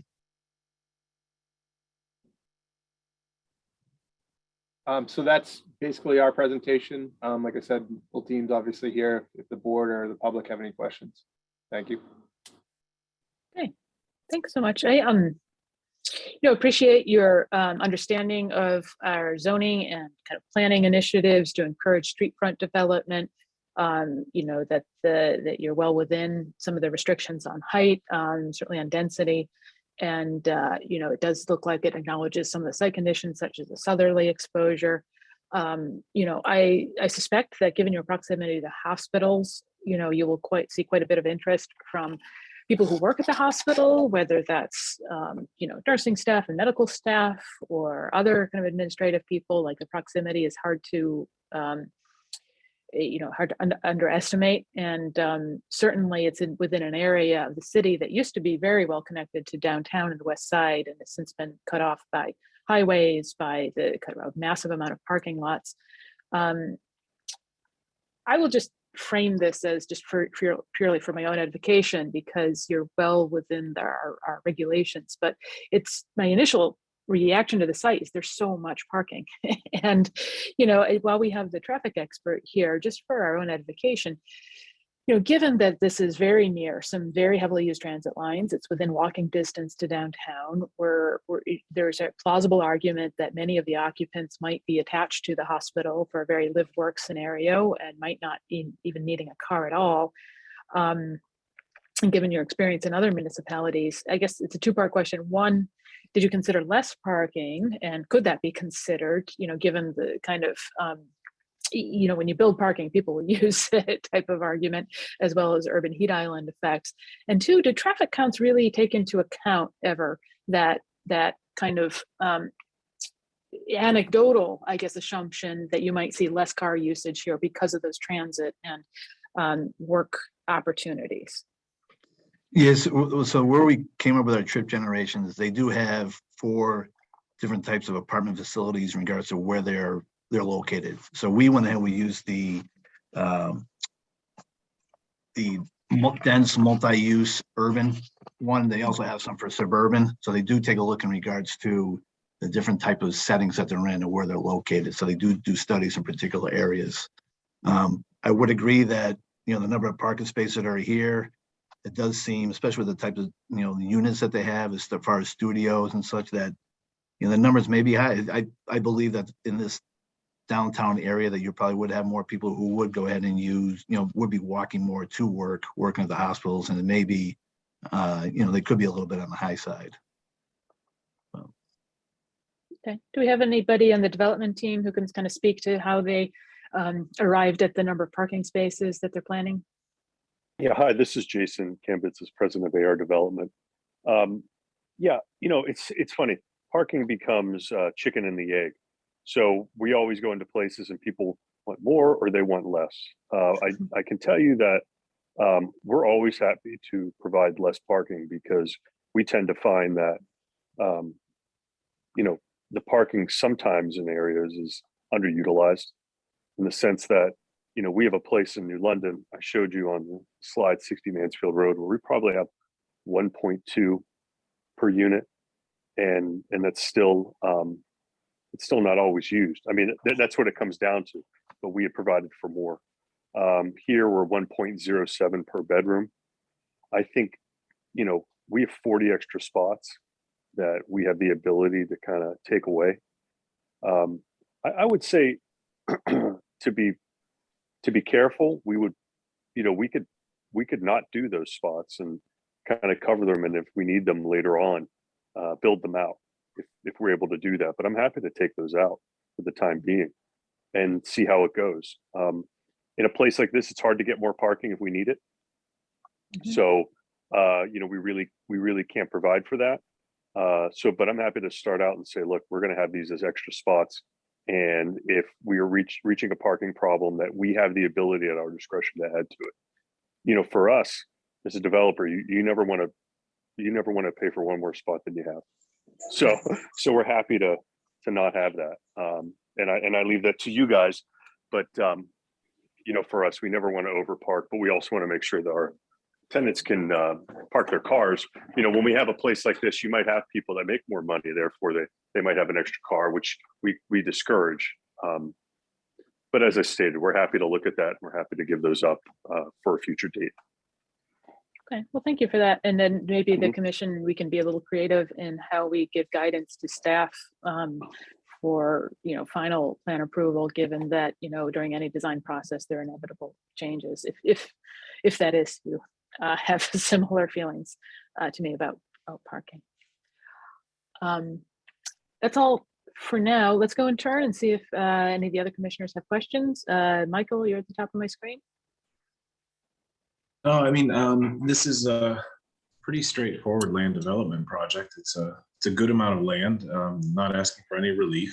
I did want to ask and make sure that Bob concurs with their height assessment. I tend to agree, but I wanted to make sure it passes muster.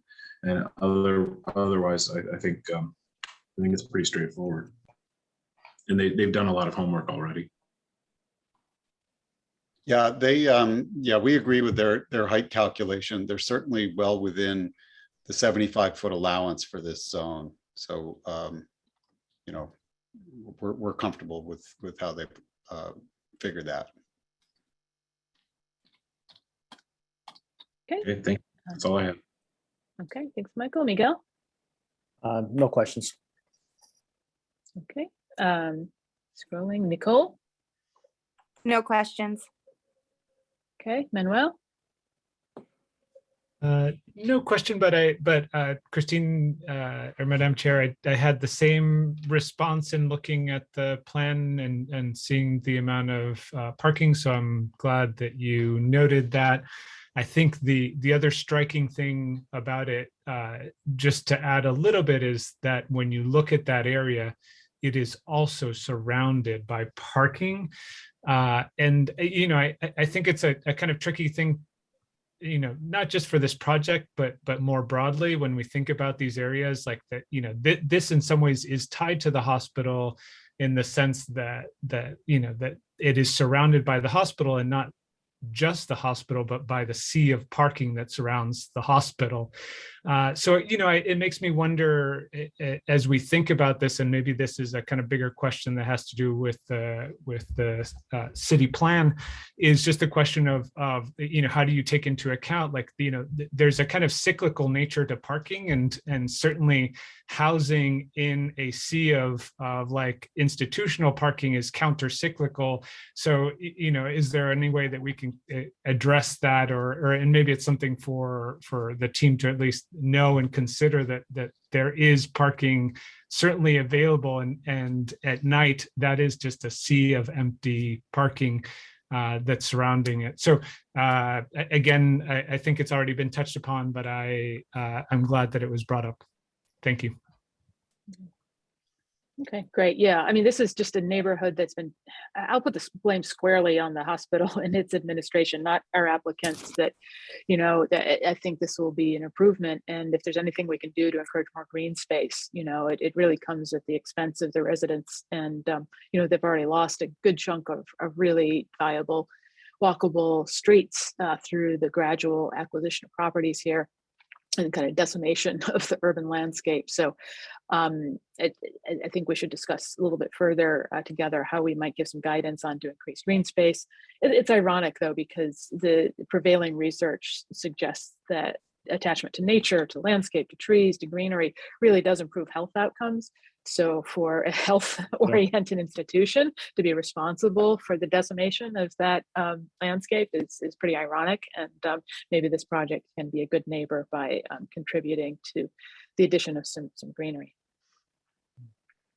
Okay, so I think the commissioners have had their chance to ask questions. We'll thank the applicant. Stand by in case we have comments from the public that we would like you to respond to. Order of events next is we'll ask for our staff report. We'll open the floor to public comment, and then we'll return to deliberations. Okay, so Choyan or Bob with the staff report.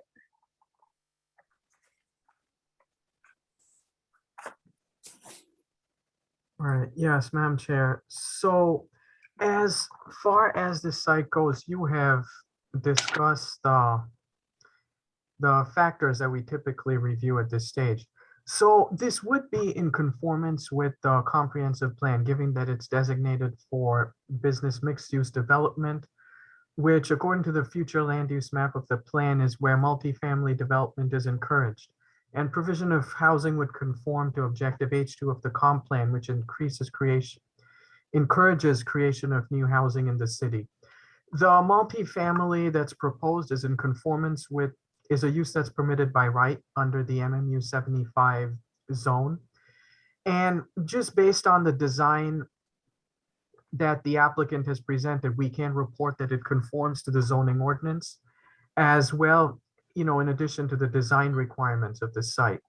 The applicant will meet and exceed the parking requirement, including which would also include provision of a loading space. And as far as landscaping goes, it looks like the applicant will meet that requirement. However, based on the forester's request, he has asked that that plan be subject to his approval prior to the final plan stage. We don't foresee a negative environmental impact, given that the applicant the applicant will introduce environmental controls onto the site. Now, it should be noted that this site is currently composed of 2 lots, and the applicant will be required to merge them prior to final plan approval.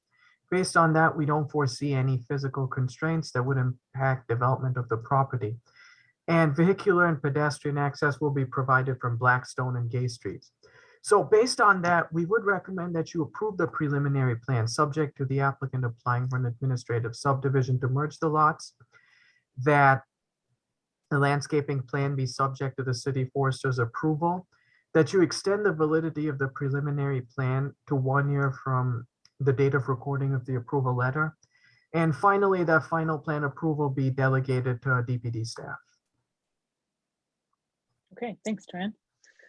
All right, so next we're going to open up the floor. Choyan will help record people if there is interest in speaking in the order in which he sees them. So you see at least one hand raised. Please raise your hand now, and we'll start developing a list of people to comment. Again, if you're on the telephone, you can use *9 to raise your digital hand. Let's see, I believe we have Imani Rivera as our first hand. So if we could elevate them to speak.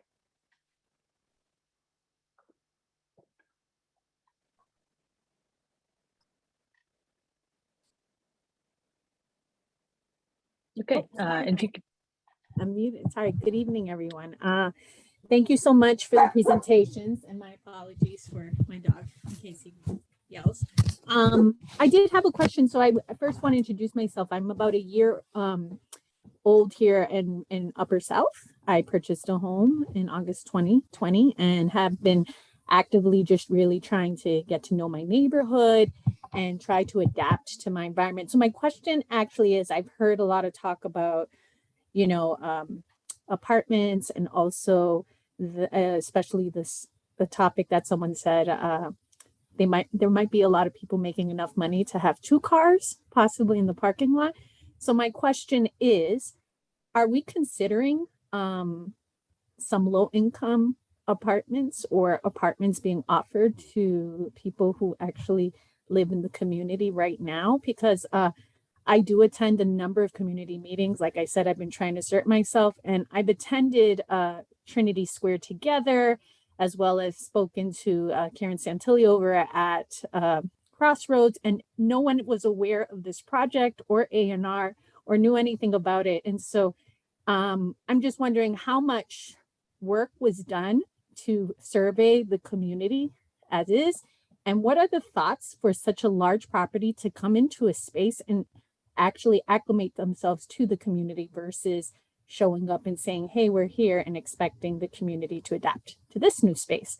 Although I do appreciate and really love seeing this type of property come into the neighborhood, I'm wondering if there could be some sort of merger or some sort of communication where it feels like we're being welcomed and we're welcoming our new neighbors versus us having to adapt to this new partner, as well as feel like outsiders. Right now, to me, it seems like it's a new world coming into our neighborhood, and it's it's something that people aren't used to. And I'm wondering why the communication was lost between there. So I know I asked a couple of questions, but most importantly is, are there going to be a couple of apartments, or maybe even just one out of the 178 that could be considered for people who currently live within this neighborhood, or people who are currently in need?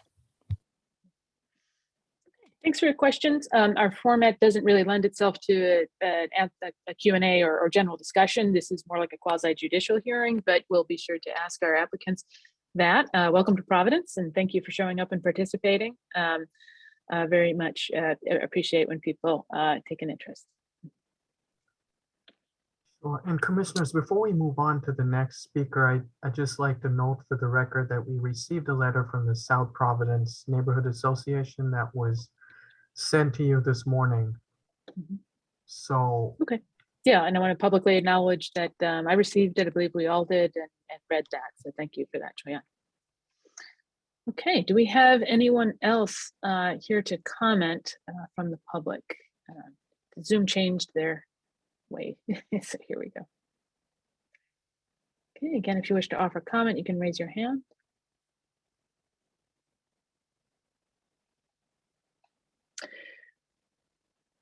Okay, this is a rather large project, so I just want to give it another minute in case anybody.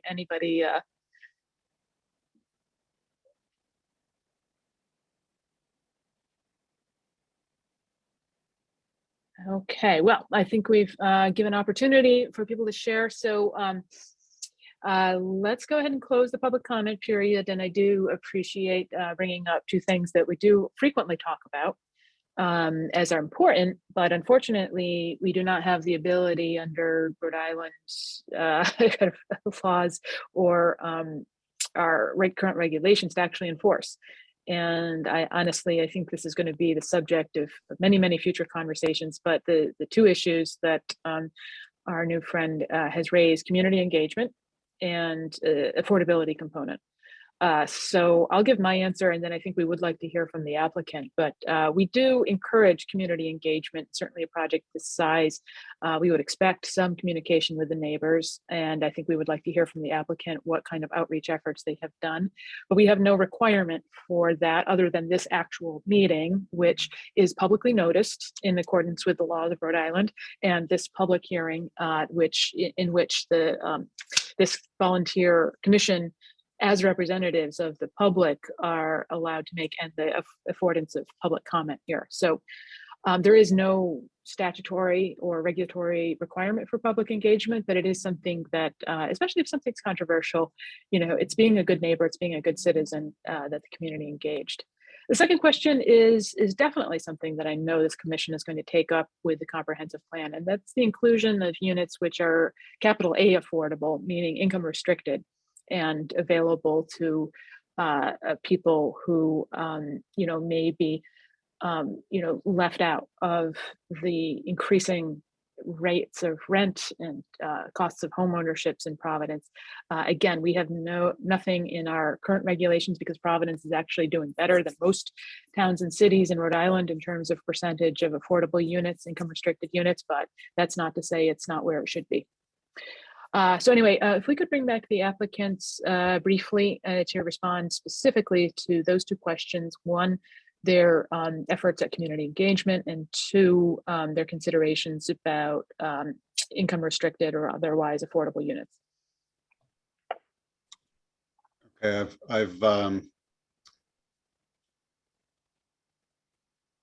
I'm in the process of promoting Mr.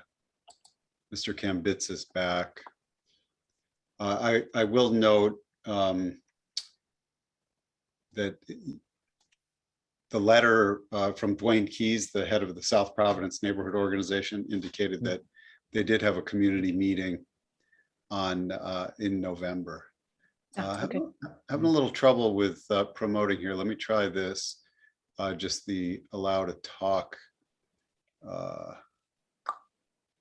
There, let's try that. Jason. Can you hear me now? Yes. Yes. Okay. Hey.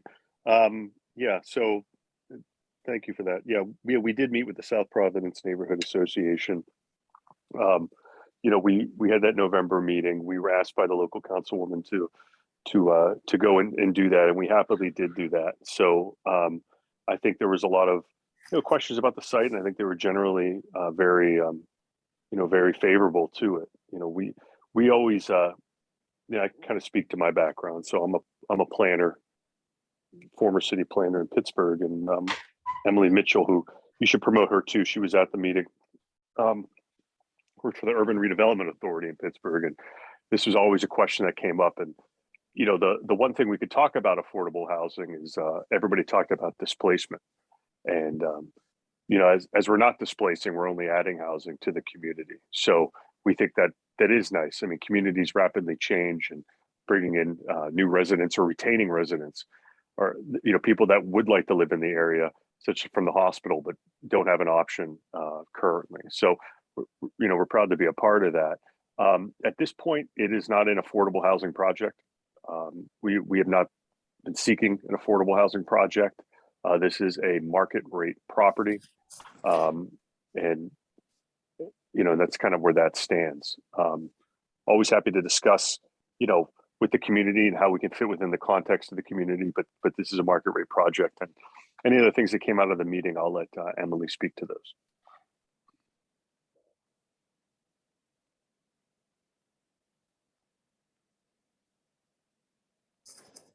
I don't know if Emily's been promoted or. Yeah, she's on.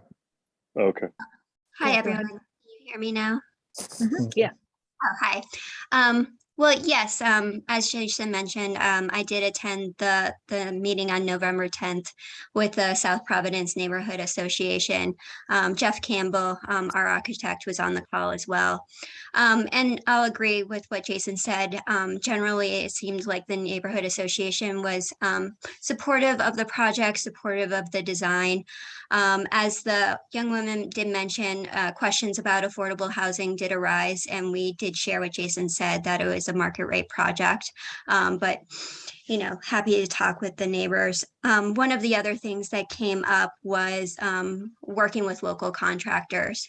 So as Jason mentioned in his introduction, we are a vertically integrated company. We do have a construction division that works in Westerly, Rhode Island, that acts as the general contractor for all of our projects. But we do like to work with local subs.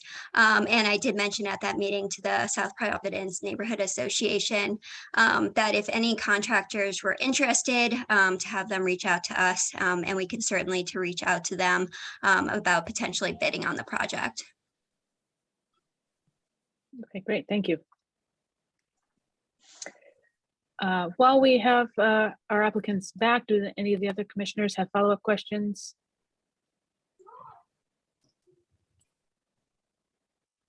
Okay, well, thank you very much for that information. We'll let you go again and basically close out our public comment period and return to our deliberations. Okay, so because this is a substantial project, it is a minor land development. Let's go in turn and share any other thoughts. Again, just the way Zoom arranges you, Michael, you're first. Yeah, that was my first thought was akin to yours. The regulations don't allow us to have any requirements as far as affordable housing, which is what the one public comment individual mentioned a concern to be, as Dwayne Key's letter from the Providence Neighborhood Association did as well. I also think a slight reduction in parking wouldn't be a bad thing for this project. I agree with you and Manuel with that. But otherwise, I mean, they actually did hold a public meeting, which I'm pleased to hear, and they took that upon themselves, as opposed to a lot of applicants we see, because it's not required. They don't even make an attempt. So I think they've done a lot of homework, and even though they're not local, they've done more than a lot of local developers we've seen do. So I do appreciate that. And it's mostly by right. So I think I think it's entirely by right. They have not asked for any variance. They've not asked for any waivers. Exactly. So that's my 10 cents. Okay, Miguel, anything to say? I mean, yes, I mean, ditto. When I was reading the letter from the SPNA, it pains me, like I'm sure all of us, when we read and we realize that this is really out of our scope, and because that was their only, their big concern was the affordable housing component, which we can't, enforce on it, and all we could do is, encourage developers to look to see how they can add that into their projects to serve a need. Get to your point, Chairman West, we have more than the rest of the state, but we still don't have enough either, right? So, but yeah, so let's digress. Okay, great, thanks. Okay, Manuel, you sort of are in center square on my Zoom. Nothing to add. Thank you. Okay, Nicole. Yeah, I'll just add that I think the applicant has done a great job, and I also concur with what everyone else has said. But it is, there are so many times that we see folks coming for pretty large development, and they need a waiver, they need a height variance, et cetera. The fact that all of this is allowed by right, and there's not someone trying to build 10 stories when really 6 is allowed by right. And so I appreciate that. And I appreciate the diligence. I appreciate working with the community.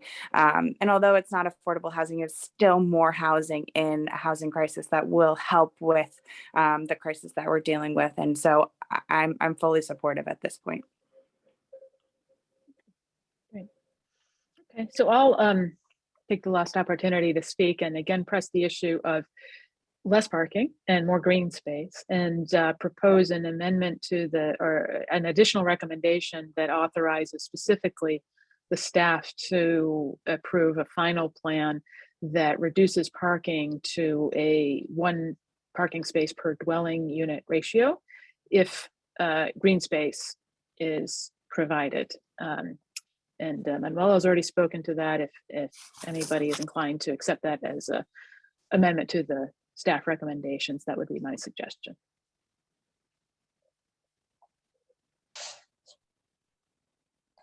So, Madam Chair, just to clarify, I think that the applicant said they would be open to having less parking with the option to increase that. Is that right? So we want to give you, we want to, because we have no authority to mandate that, we would like to give you flexibility at the applicant's discretion to approve that without having to come back in front of us.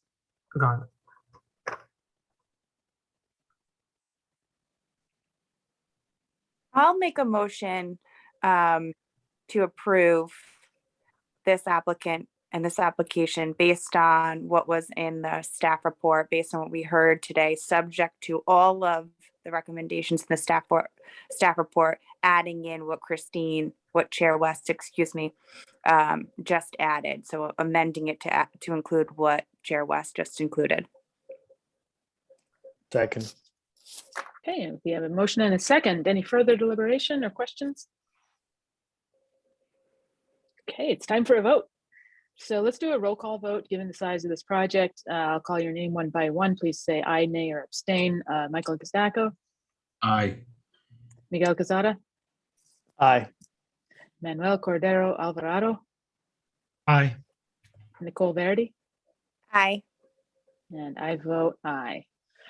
All right, I believe our preliminary plan is for the minor land development is approved, and that concludes the official business for the development review of our evening. We have some additional agenda items for anybody in the public who wants to stay on. It's our annual tradition of election of officers. So maybe Bob, I'll turn the floor over to you. Sure. Thank you, Madam Chair. Perhaps it would be appropriate at this moment for me to personally thank you for myself and on behalf of the Department of Planning and Development in the city for your 10 years of service to the City Plan Commission, your 9 years of service as the chair. It's been quite an eventful 10 years, and we really appreciate all that you've done, just running the meetings, but also really understanding how the rules and regulations work, and your mastery of running the meeting and engaging the public, making these meetings as transparent and coherent as they can be. So congratulations to you for that. Unfortunately, the mayor had planned to stop by. Unfortunately, he couldn't make it, but last week I presented you with a citation from the mayor for your service. Maybe you have a copy. You just presented to myself. That's- It's very nice. That's it right there. Yes. Yeah, and actually I did get a very nice call from the mayor directly himself. We had a very nice chat. I really appreciated the call and recognition, and we are making a date to go have a drink and talk about the last 10 years. That's great. That's great. We do have a suggestion for a slate of candidates for officers, but I was wondering if before we got into that, if there were any other commission members that wanted to say anything. Christina, I've learned so much from you. It's been an honor being your vice chair. I don't think I'd even be on this board without your suggestion and encouragement, and I will continue to lean on you in the future for years and years to come. So you're not going anywhere. All right. Yeah, you know where I live. I just want to Thank also you. express my thanks to you. It has been an honor to serve with you. I think my first meeting, an issue about too much parking came up, and I think it's I fair remember. last meeting. And You're like, wait, what? That's not going anywhere. What kind of reverse universe are we in? really appreciate all your support and guidance for my tenure on the commission, and it'll be my aim to make sure that every meeting I do you proud. So thank you. Thank you. I mean, I think I agree with my fellow partners here. I mean, thank you on behalf of us, but also on behalf of the city of Providence, for helping make our city run better, make our city plans now and in the future. You make us proud, and I'm sure you'll be proud as you see more and more developments come in and seeing kind of your handprints all over a lot of these things. So thank you, personally, and thank you on behalf of all of us. Thank you. One thing before Manuel goes that I forgot to mention is that just because you're not the chair any longer doesn't mean you can't help us with our next comprehensive plan. I fully expect to see you at some of these meetings. I guess I'll get roped in. I can absolutely do that.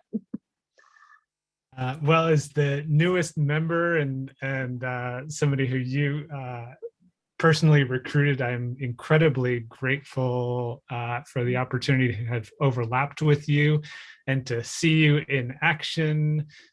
Absolutely admirable the way that you manage these meetings. It is so impressive and I think even intimidating to those of us who have to pick up the mantle. But so excited to have had the opportunity to work with you.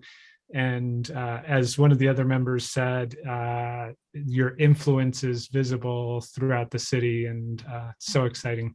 Thank you, and good luck on your next endeavors. I'm sure we'll see you soon. Yeah, you'll see me. May I? Kelly? Yeah, of course. Christine, I'm probably going to get in trouble if other people are watching this, but I do have to say that as an attorney who represents several boards and has represented many boards over the last several years, you are the best chair I have ever worked with. It's a joy.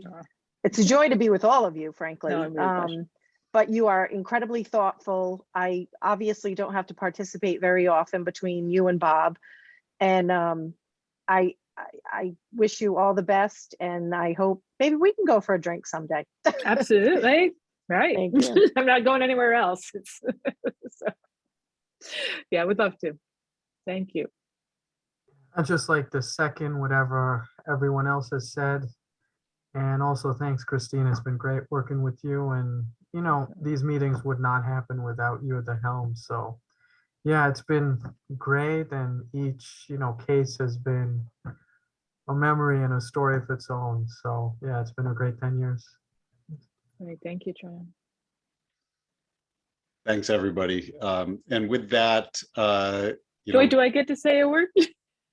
Oh, I'm sorry. Of course you do. No, I really. You're still the chair. Thank you. You can say whatever you want. I can stop the agenda and just, I honestly, I've learned so much, and I'm so proud of the work we've done together. I feel like, I started this journey because I believed in the process and felt like I could contribute. I feel like I've grown a lot in terms of, the ability to handle conflict, to listen to people, to learn when to just shut my mouth and let other people talk, all of which are important skills, but really to lean into the system that we've built here and look at what it does well and to keep an ear and eye open for what it does not so well. I think we're in an era of tremendous change, and it's going to be a task ahead to listen to those voices for change and make adjustments. But honestly, I really do believe that this is a fair and equitable way to evaluate, and balance the needs of the city in terms of its growth and a reasonable plan of action, the private interests who variously are nonprofit or for-profit organizations, and then the citizens who live here who have a stake in their city and its livability. It is a very delicate balancing act, and sometimes you cannot please everybody, but I do believe this framework and this process has a lot of merit, and fully lean on it when appropriate, and push, as Bob has pointed out, push it when it's it's also appropriate. And Bob, Troyan, Kelly are all such good custodians of our processes and have such great advice, and really appreciate their guidance, as well as all of you individually. So it's with a little bit of sadness and a lot of bit of just chair dancing that this is our final meeting and final act. It has been a long road, and I do appreciate that and respect that all of you will continue this very terribly important job. And again, you won't see the last of me. All right, Bob, now you can take it away. Now. All right. Well, so we want to make sure that that we carry on the work and that we live up to everything that you've done. And we're extremely fortunate to have such dedicated and talented commission members, all of you. We have a recommendation for a slate of officers. Of course, it's up to you to choose, because that's what your bylaws say, but our recommendation is that Michael Gazdaco be chair, Nicole Verdi be vice chair, and Harry Bilodeau be secretary, that Choyan be recording secretary, and that I and Choyan both continue as administrative officers. Okay. So we have been presented a slate. At this time, I think it would be appropriate to open the floor to any alternate nominations for any one of those posts. So we'll give that a brief minute or second. Okay, I'm not seeing any nominations from the floor. We have a slate of officers that's proposed. We'll do this by acclamation. So if you are in favor of the slate of officers, please say aye and raise your hand. Aye. Aye. Any opposed? Any abstentions? All right, well, congratulations on your new posts. Best of luck. Please do call me, text me. It's easier if it's a drink because then I have some motivation to come join you or a run. Again, I'm not going anywhere. We at Kite, we have a lot of good work in the works, and may see you again sooner than later. Look forward to seeing what's next for the city of Providence, and really look forward to the good work that you'll do. Okay, so congratulations, everybody. I believe our only order of business left is to adjourn. Do we have a motion? I'll move to adjourn. I think you should do it. It's your last meeting. Oh, I can't move. Oh wait, I'm not the chair anymore. I was going to say, like, if the election was at the beginning of the meeting, I wanted to make sure that it didn't take effect until next meeting. Okay. All right. No. So now you're the chair. I move to adjourn. Do we have a second? Second. All right. Good night, everyone. Thank you, Christine. All right. Good night, folks. Good night. Bye, everybody. Bye. Thank you, Christine. Thank you.